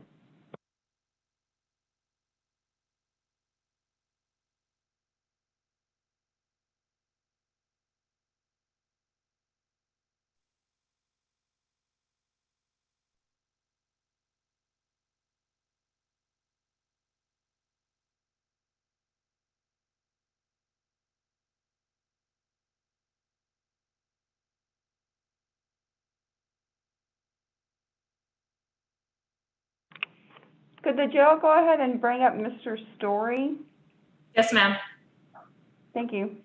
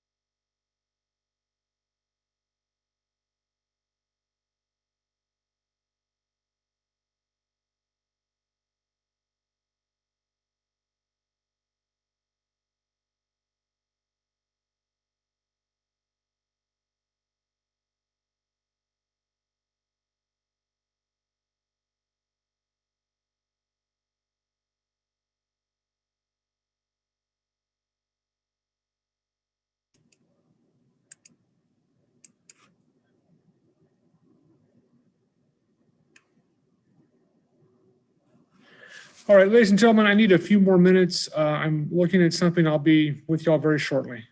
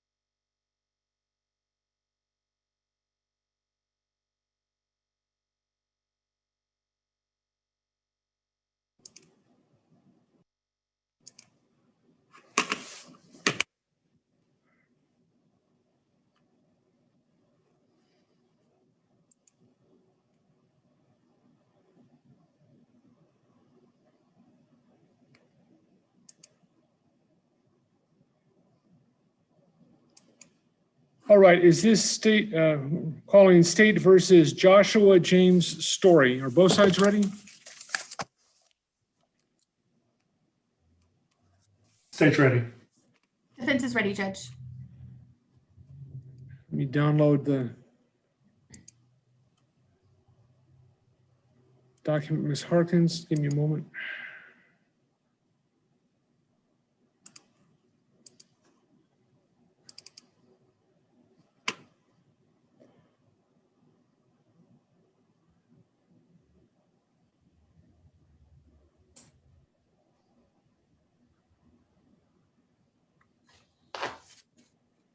All right, go ahead, Ms. Harkins. Thank you, Your Honor. Judge, just to start, that document that I posted to you in the chat, Mr. Thornton and I have conferred, and we are stipulating to the admission of that deputy supplemental report into evidence. All right, so we'll call that movements exhibit number 1. Without objection, movements number 1 is admitted into evidence. Thank you, Your Honor. Judge, at this time, I'll call Sergeant Investigator Gavin Lindsay. All right. Sergeant Lindsay, would you unmute your computer? Yes, sir. Do you swear or affirm the testimony you may give in the matter now on trial will be the truth, the whole truth, and nothing but the truth, so help you God? I do. All right, go ahead, sir. Go ahead, ma'am. Thank you, Your Honor. Yes, Sergeant Investigator Lindsay, are you investigating this case against my client, Joshua Story? Yes, ma'am. And what is your role in that investigation? I'd be the lead investigator. And I'm sure you're aware that we're here today regarding a deputy supplemental report that you completed on October 13th of 2020. Do you understand that? Yes, ma'am. And this concerns a jail call that my client made to my office. Is that correct? I believe so. And I have a couple of questions about the procedure there at your office. Does your office have a policy concerning inmate communications with their attorneys, phone communications? Not a department policy, no. Okay. So is your office recording all phone calls that inmates make out to the public? Our office doesn't do it. The system that I referenced in the report, the NCIC, is the one who makes the recording. And so in your report, you state that you were provided a USB drive that contained recorded phone calls made by my client. Who provided you with that USB? It was Lieutenant Mike Benavides with the jail staff. And when he brings you that USB, has he already listened to the calls? I don't believe so. So are you the first person to listen to those calls? As far as I know, yes, ma'am. When you're listening to calls made by inmates, does it initially announce the number that's called or the person that's called, or how does it identify what kind of call is being made? The thumb drive, it came with, I guess, kind of like a spreadsheet. It has dates, times, it has the phone number called and the length of the call. There's no other information given until you click on the call to listen to the recording. Generally, each recording starts out with the pre-recorded operator to whoever the phone call is placed, stating that it's a collect call from Massachusetts County Jail, all this kind of stuff. So you don't really know, unless the two people talking announce their names, there's no way to know who's talking other than obviously, you know, the inmate. But the other end of it, you don't know if they don't ever say anything, you just know he's talking to a female, a male, or whatever. You know, there's no identification on a thumb drive or through the phone log that we get of who's receiving his phone call. Okay, so in your report, you state that the last call on that USB was placed to, and then you give the phone number to my office, and then you state which is the phone number for the law office of Megan Harkins. Correct. So when you saw that number, I'm assuming you didn't recognize it as my number just from looking at the call log, correct? That's correct. I Googled it backwards to see whose number that was. And then, like, so once I found out it was the lawyer's office, I, you know, realized, okay, well, I don't need to listen to those. Any phone call he made to that phone number, you know, that was the only one. I know on the log there were more phone calls to that phone number. That was the first and only one I listened to. And like I said, I didn't realize who he was calling until after I'd already heard it. So you Googled that phone number after you listened to the call? Yes, ma'am. I wanted to see, like I said, who that number belonged to. Okay, would you agree with me that my office answers with the first words law office, correct? They do. I don't know if you guys have the opportunity to listen to the recorded phone calls, but the pre-recorded speech, as far as collect calls and do you accept, as soon as whoever answers the phone, in this case your office, as soon as they pick up the phone, that recording starts playing. So that recording covered up the law office part. So your testimony is that you did not hear any initial introduction, and the first thing that you heard is the quote that you have here in your report. Is that That's what correct. am I understanding that right? Okay. Yes, ma'am.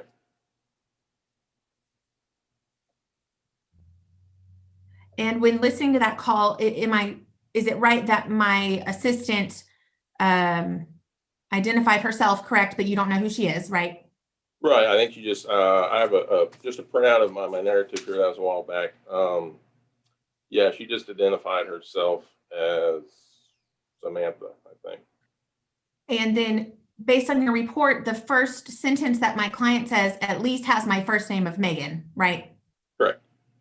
And before you listened to this, were you aware that I was his attorney? No, ma'am.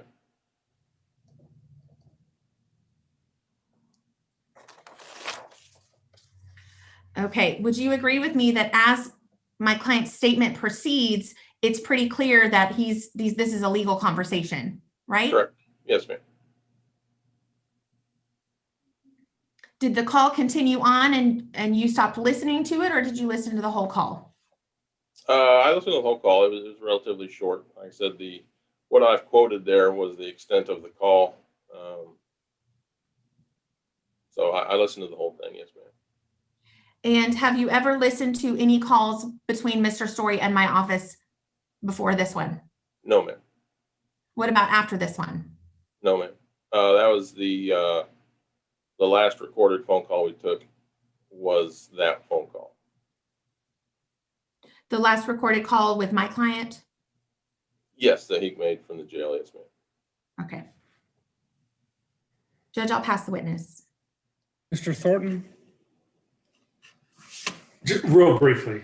So what you're saying is that you didn't have an opportunity to know that or you didn't realize it was a phone call to an attorney until after you heard the conversation about tell Megan and then the conversation Correct. that came after that. Right. When I heard that, like I said, I didn't realize who the lawyer was. It certainly sounded like a legal phone call, but I don't know who Megan is. It could have been a family member or anybody. Like I said, that's why I looked at that phone number, realized that Megan was his lawyer, and then obviously, I stopped looking for that number as far as listening to any of the other phone calls. I realized that was a number to his lawyer's office at that point. Okay. Thank you. No further questions. Harkins? Judge, I have no further questions of this witness. Sergeant Lindsay, does the Atascosa County Sheriff's Department have a policy about attorney-client mail going to inmates? To be honest, sir, the jail might have a policy. I'm not familiar right off the top of my head. I don't usually deal with inmate correspondence. Fair enough. Go ahead, Ms. Harkins. Thank you, Your Honor. At this time, and Judge, I'm finished with this witness at this time. Mr. Thornton, maybe he be released? Yeah, I have no objections. All right. You are released if you wish to leave, sir. All right. Thank you, sir. All right, Ms. Harkins, any other witnesses? Yes, Your Honor. I'll briefly call Chief Deputy Jake Guerrero. All right. Chief, would you raise your right hand? You swear or affirm the testimony you may give in the matter now on trial will be the truth, the whole truth, and nothing but the truth, so help you God? I can't hear you, sir. Still can't hear you.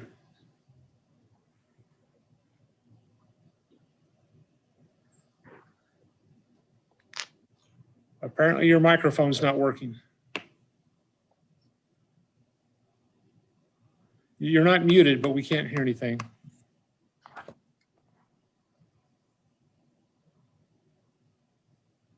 Are you and Sergeant Lindsay close by? Perhaps you could just take his, sit in his office?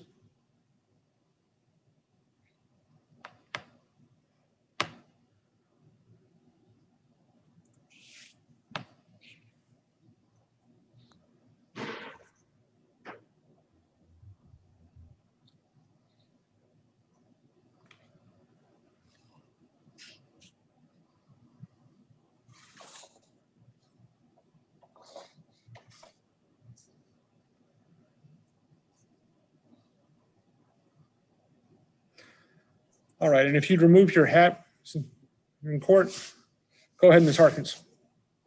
Thank you, Your Honor. Judge, he's still muted. How about now? That's great. Okay. Judge, I've already forgotten. I'm sorry. Did you already Yes. swear him in? Okay.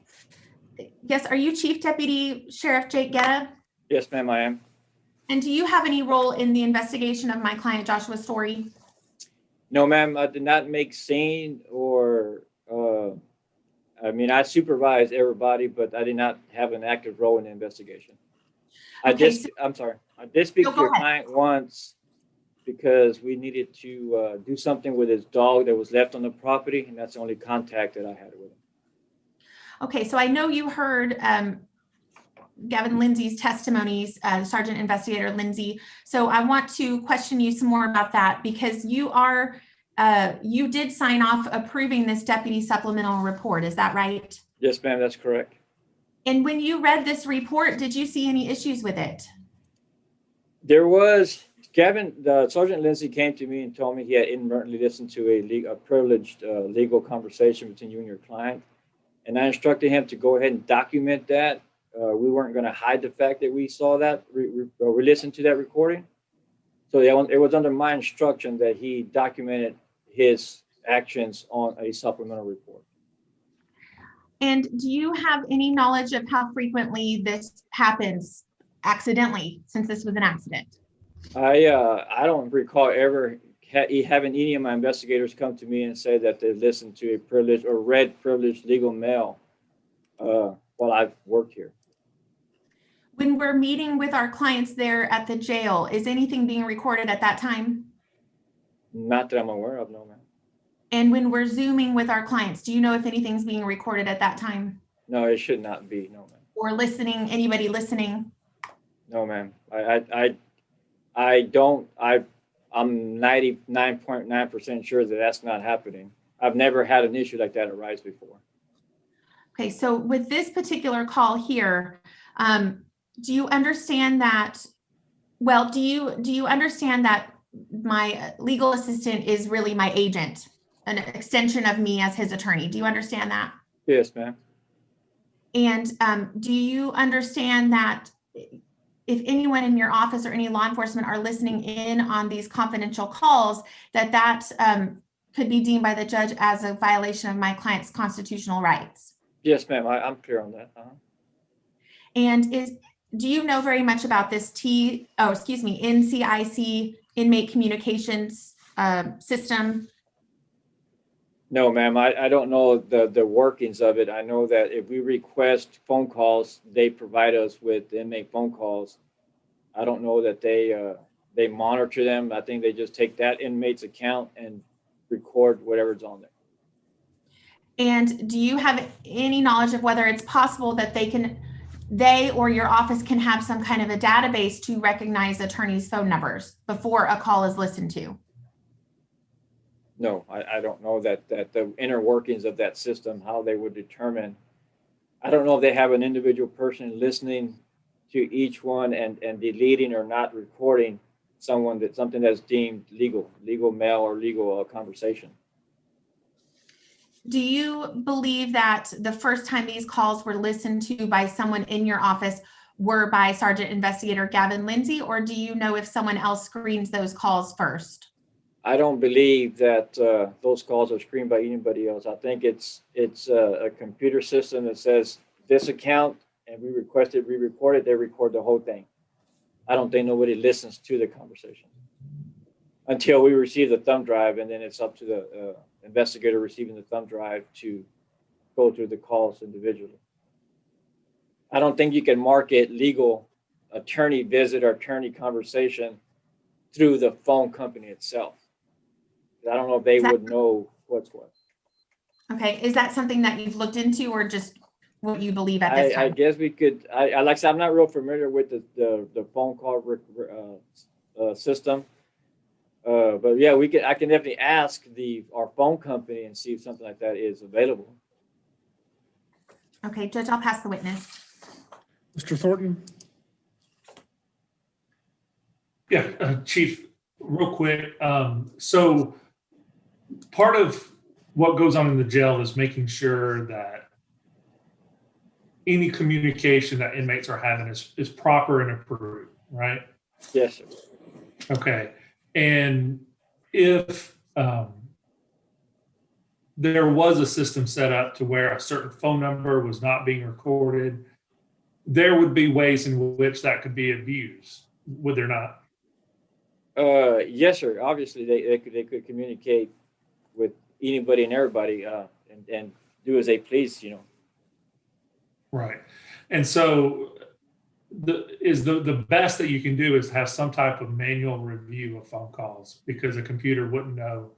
A computer would exactly. know that Ms. Harkins is an attorney. Right.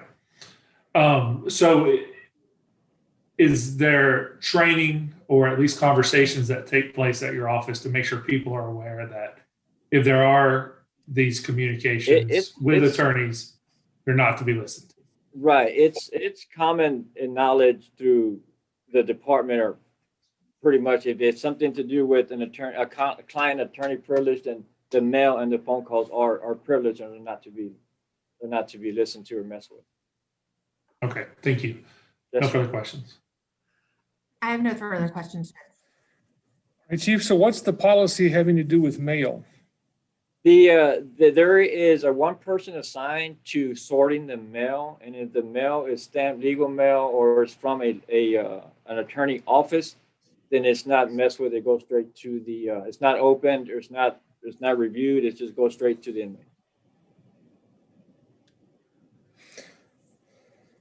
But the process for telephone calls is more akin to just opening up everything and then saying, "Oh, hey, this is from their attorney," after it's opened. Yeah, if you open a thing and it's identified as, I haven't listened to one recently, Judge, but if it's open and it's identified as law office of Megan Harkins, then yes, it's going to be up to that individual to say, no, we can't listen to that phone line, to go ahead and skip to the next one. I don't believe that the system will recognize Megan Harkins or any attorney's office number and be able to not record that or highlight it or something that says, hey, that's legal mail. That's legal conversation. You had that conversation with your vendor? I actually have not, Judge. This The issue reason has I asked never, that is I know they've been sued all over the country, the companies that do this, for violating people's federal civil rights. I can definitely, I don't know how they would do it, but maybe they have a system that does that. But I can definitely have that look into. Personally, I can look into and see what we have a rep with that phone company that we deal with, so I'm sure I can make contact with them. Okay. What else from the attorneys? I have no further witnesses, Judge. No further from the state, Your Honor. Okay. All right. I will grant the motion to suppress, and I'll suppress any statements that Mr. Story may have made on the recorded telephone call with his attorney's office. And I'm going to very much suggest that Sheriff's Department, I mean, you did the right thing once you listened to it. Yeah, you got to own up to that, but talk to your vendor and see if you can't get a database of numbers. I know that that's done in other places, just because I've seen the litigation where they're suing the vendor because the vendor was actually not excluding people like the local public defender's office. and their 1-800 when they were supposed to be doing so. Yes, sir. And because my understanding of the statement, it was along the lines of just, you know, I don't want to fight this, I'll take whatever. You understand that if it had been the sort of statement that says, you know, that would have given rise to ability to find new evidence. Yes, sir. Only could that new evidence not have been used if you found it through the phone call, even if you had found it through something else, or could have, or would have found it through something else. It's possible that it would be excluded, and instead of helping the state's case could just be devastated because the state had listened to a phone call. And so there must be some way to exclude attorney calls and up front, even if it's just a list that you have to run your finger down and say, oh, don't listen to these. And just like if the attorney decides to put their inmate correspondence into a plain white envelope that doesn't say legal mail, yeah, it's going to get opened up and listened to. And if attorneys don't put their phone number on that database, whether it's electronic or handwritten, well, it may just get listened to until they know know what it is. Yes, all right, sir. Ms. Harkins, if you'll submit an order, I will sign that. And what date do we need for this gentleman? 320. We have 3-1. No. What? Do we have a date? 3/23 is the reset date, sir, for pretrial.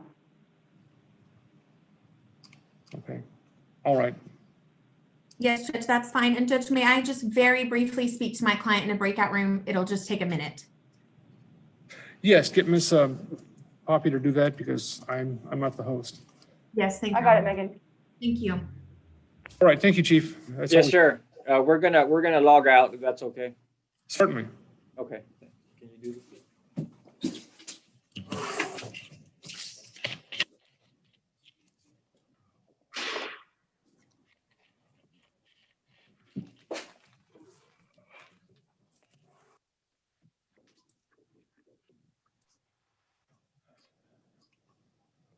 All right, I'm trying to look here. Christopher Aguilera, Mr. Gear, what's going on with him? Afternoon, Judge. I'm just waiting to really meet with him, confer with him at the jail to see whether he wants to take 1 or 2 plea bargains. And then we'll probably reset it, get a very brief reset to get the paperwork together. So really, I'm just waiting to talk to him. Okay, I didn't realize that hadn't happened. We should have had He's you. next on the list, sir. All right. But if you want to go ahead and reset it, or we can reset it to the. Well, you need to talk to him at least. Mr. Keendaws? Your Honor, I'm here. All right, on your client, Mr. Cantu? Yes, I'm just waiting. I just need a breakout room with him to see if he took care of that case in Bear. Okay, well, I've got lots of stuff to work on. I will go to Atascosa later today, but I'm just going to hang on here. Are you expecting pleas in either of these cases, possibly in the first one? Your Honor, we haven't done the paperwork for either of these. They'd both be resets to, if the defendants are going to take a plea, it's going to be a reset for a plea date. All right then, well, I guess I'll release the state's attorneys, ask the defense attorneys to stay on and get these wrapped up as best they can, or at least talk to their clients. And let's go over the docket and we can get dates. So 3/23 for both of them or something sooner? Something, the state would be asking for something sooner, Your Honor. Yes. Let me check the date. Maybe the 17th. The 17th is not a reset date. I'd ask for the 22nd for both of them, Your Honor. Yeah, that'll be fine. Judge, I can't do the 22nd on Aguilera. I've got a 5-hour civil matter in Bexar County. All right. Why don't we just put that one for 3/23, and if you have the paperwork, if it's an agreement, and you have the paperwork signed, you can fit them in any time that we can fit them in. That'll work, Judge. Signed up. All right, Mr. Cantu, is 2/22 good for him? Yes, Your Honor.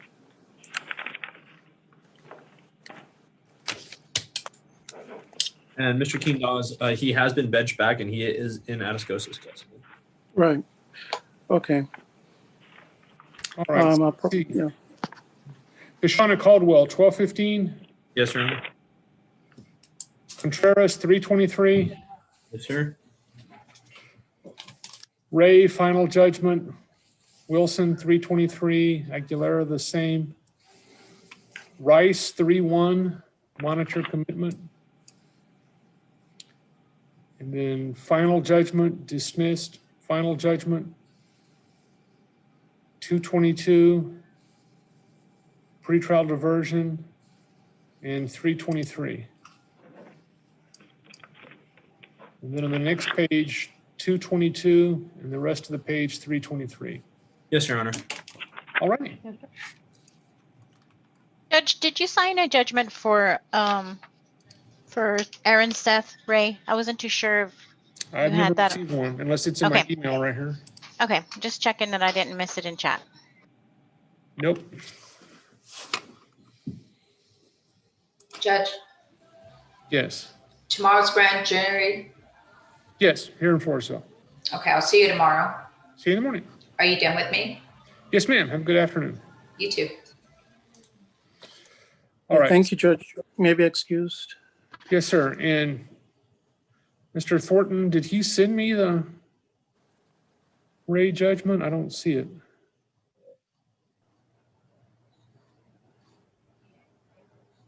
I don't know, Judge. It's not in my email.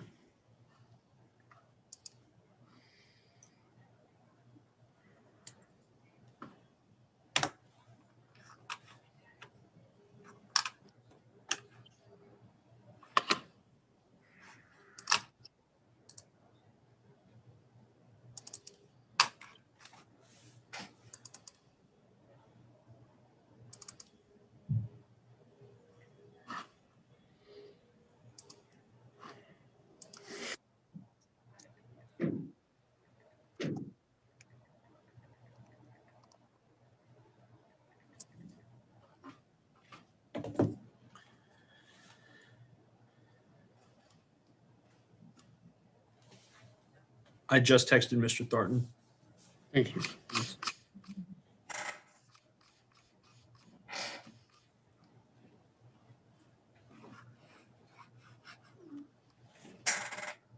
He's going to email it right now, Judge.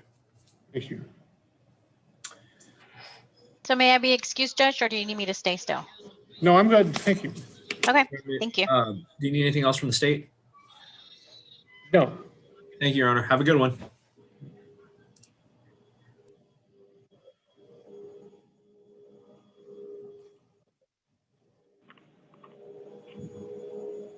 Just waiting for the jail to come back out of the breakout room. Thank you, Jen.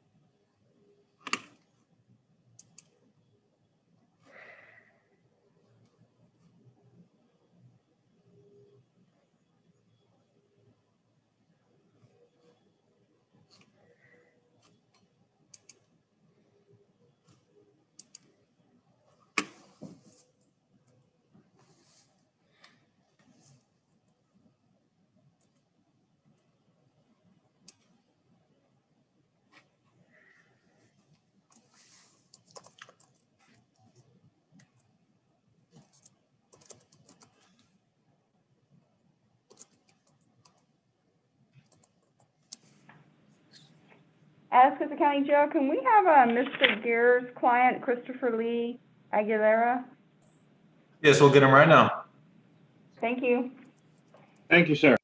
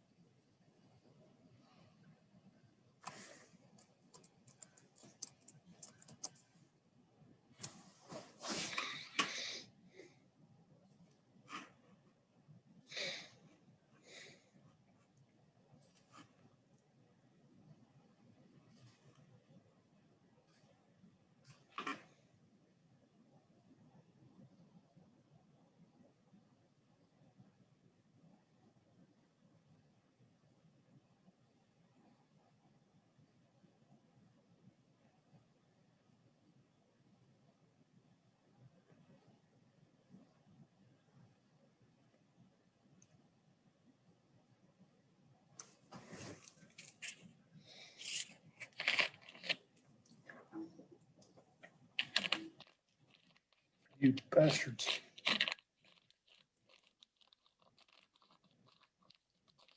God damn it.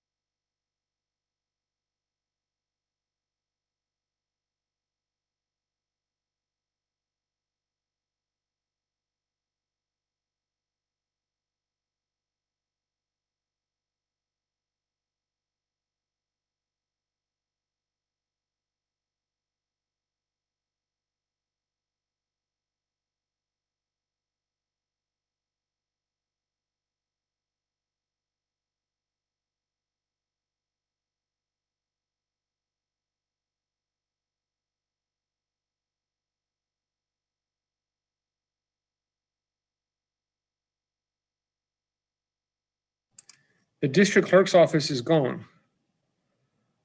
All right. I'll just send this to Chris directly.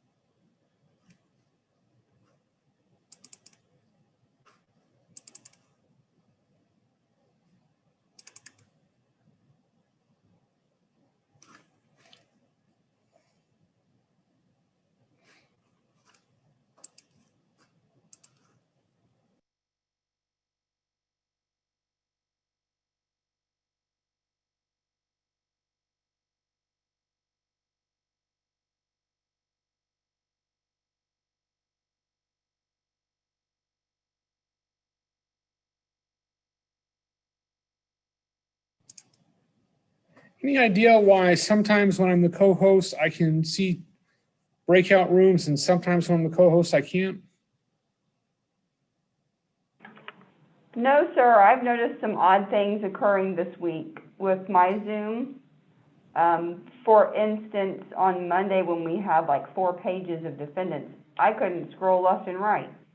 So I'm noticing just some quirky things happening, so I'm not sure.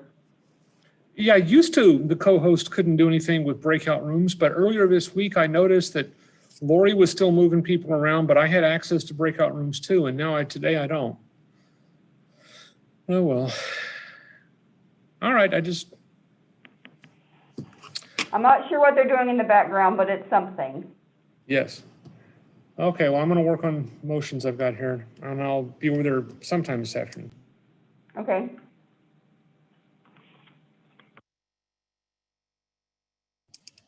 Actually, I'm not the host, so I can leave and doesn't shut everybody else down. So I'm going to go ahead and leave.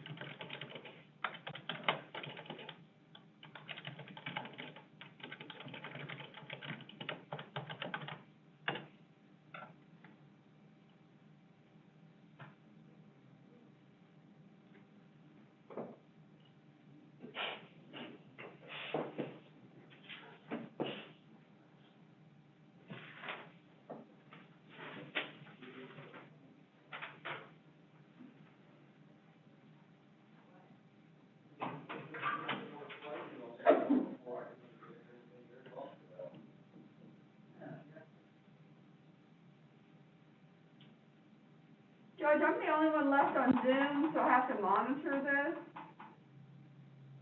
I'm the only one left on Zoom, so I have to monitor the jail and everything, with the defendant, and attorney.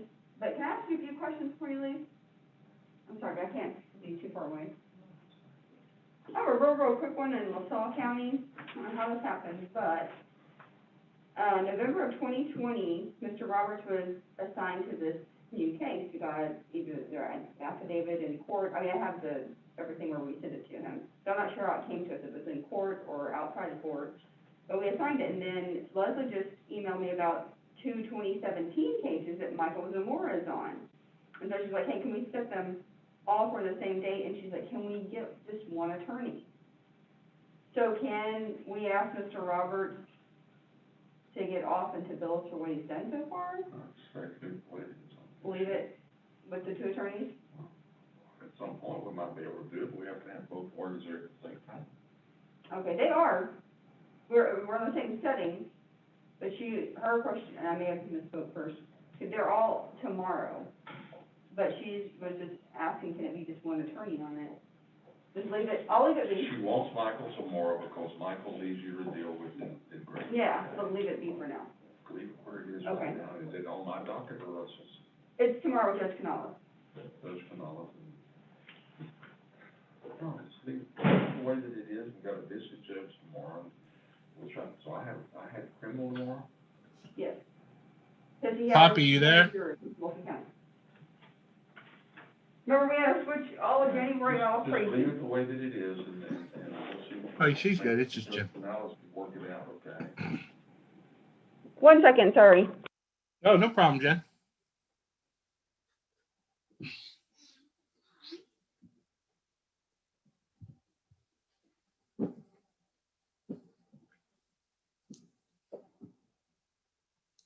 I see your head over there.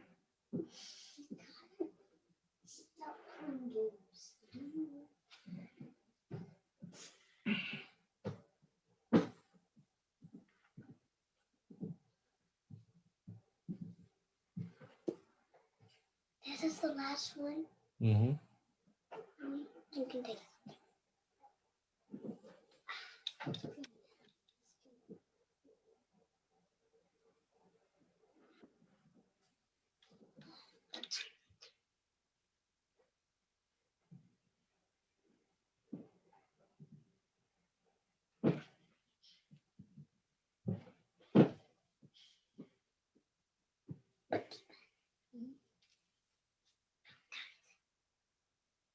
It's 12 o'clock.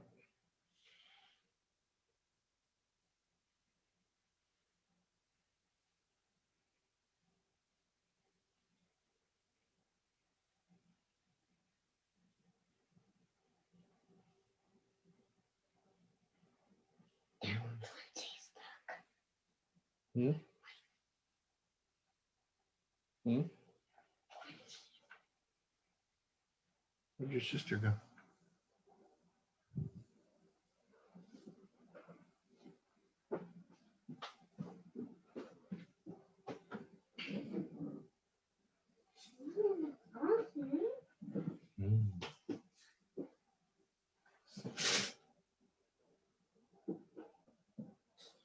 I'm so sorry, I don't think I had everyone on mute a while ago.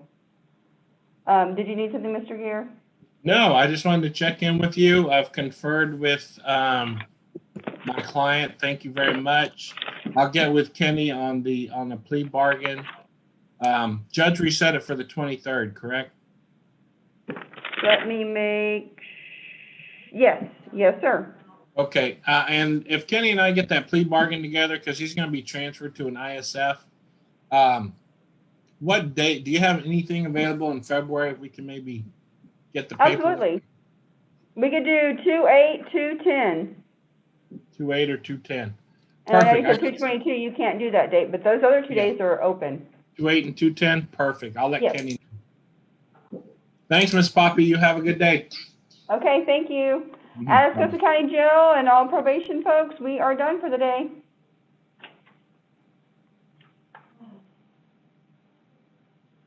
Thank Miss you. Poppy, Yes, ma'am. Jeremy Cantu, did they reset him or anything?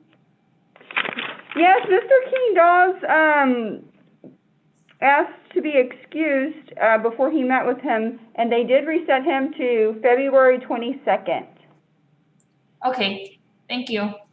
You're welcome. Thank you for all your help.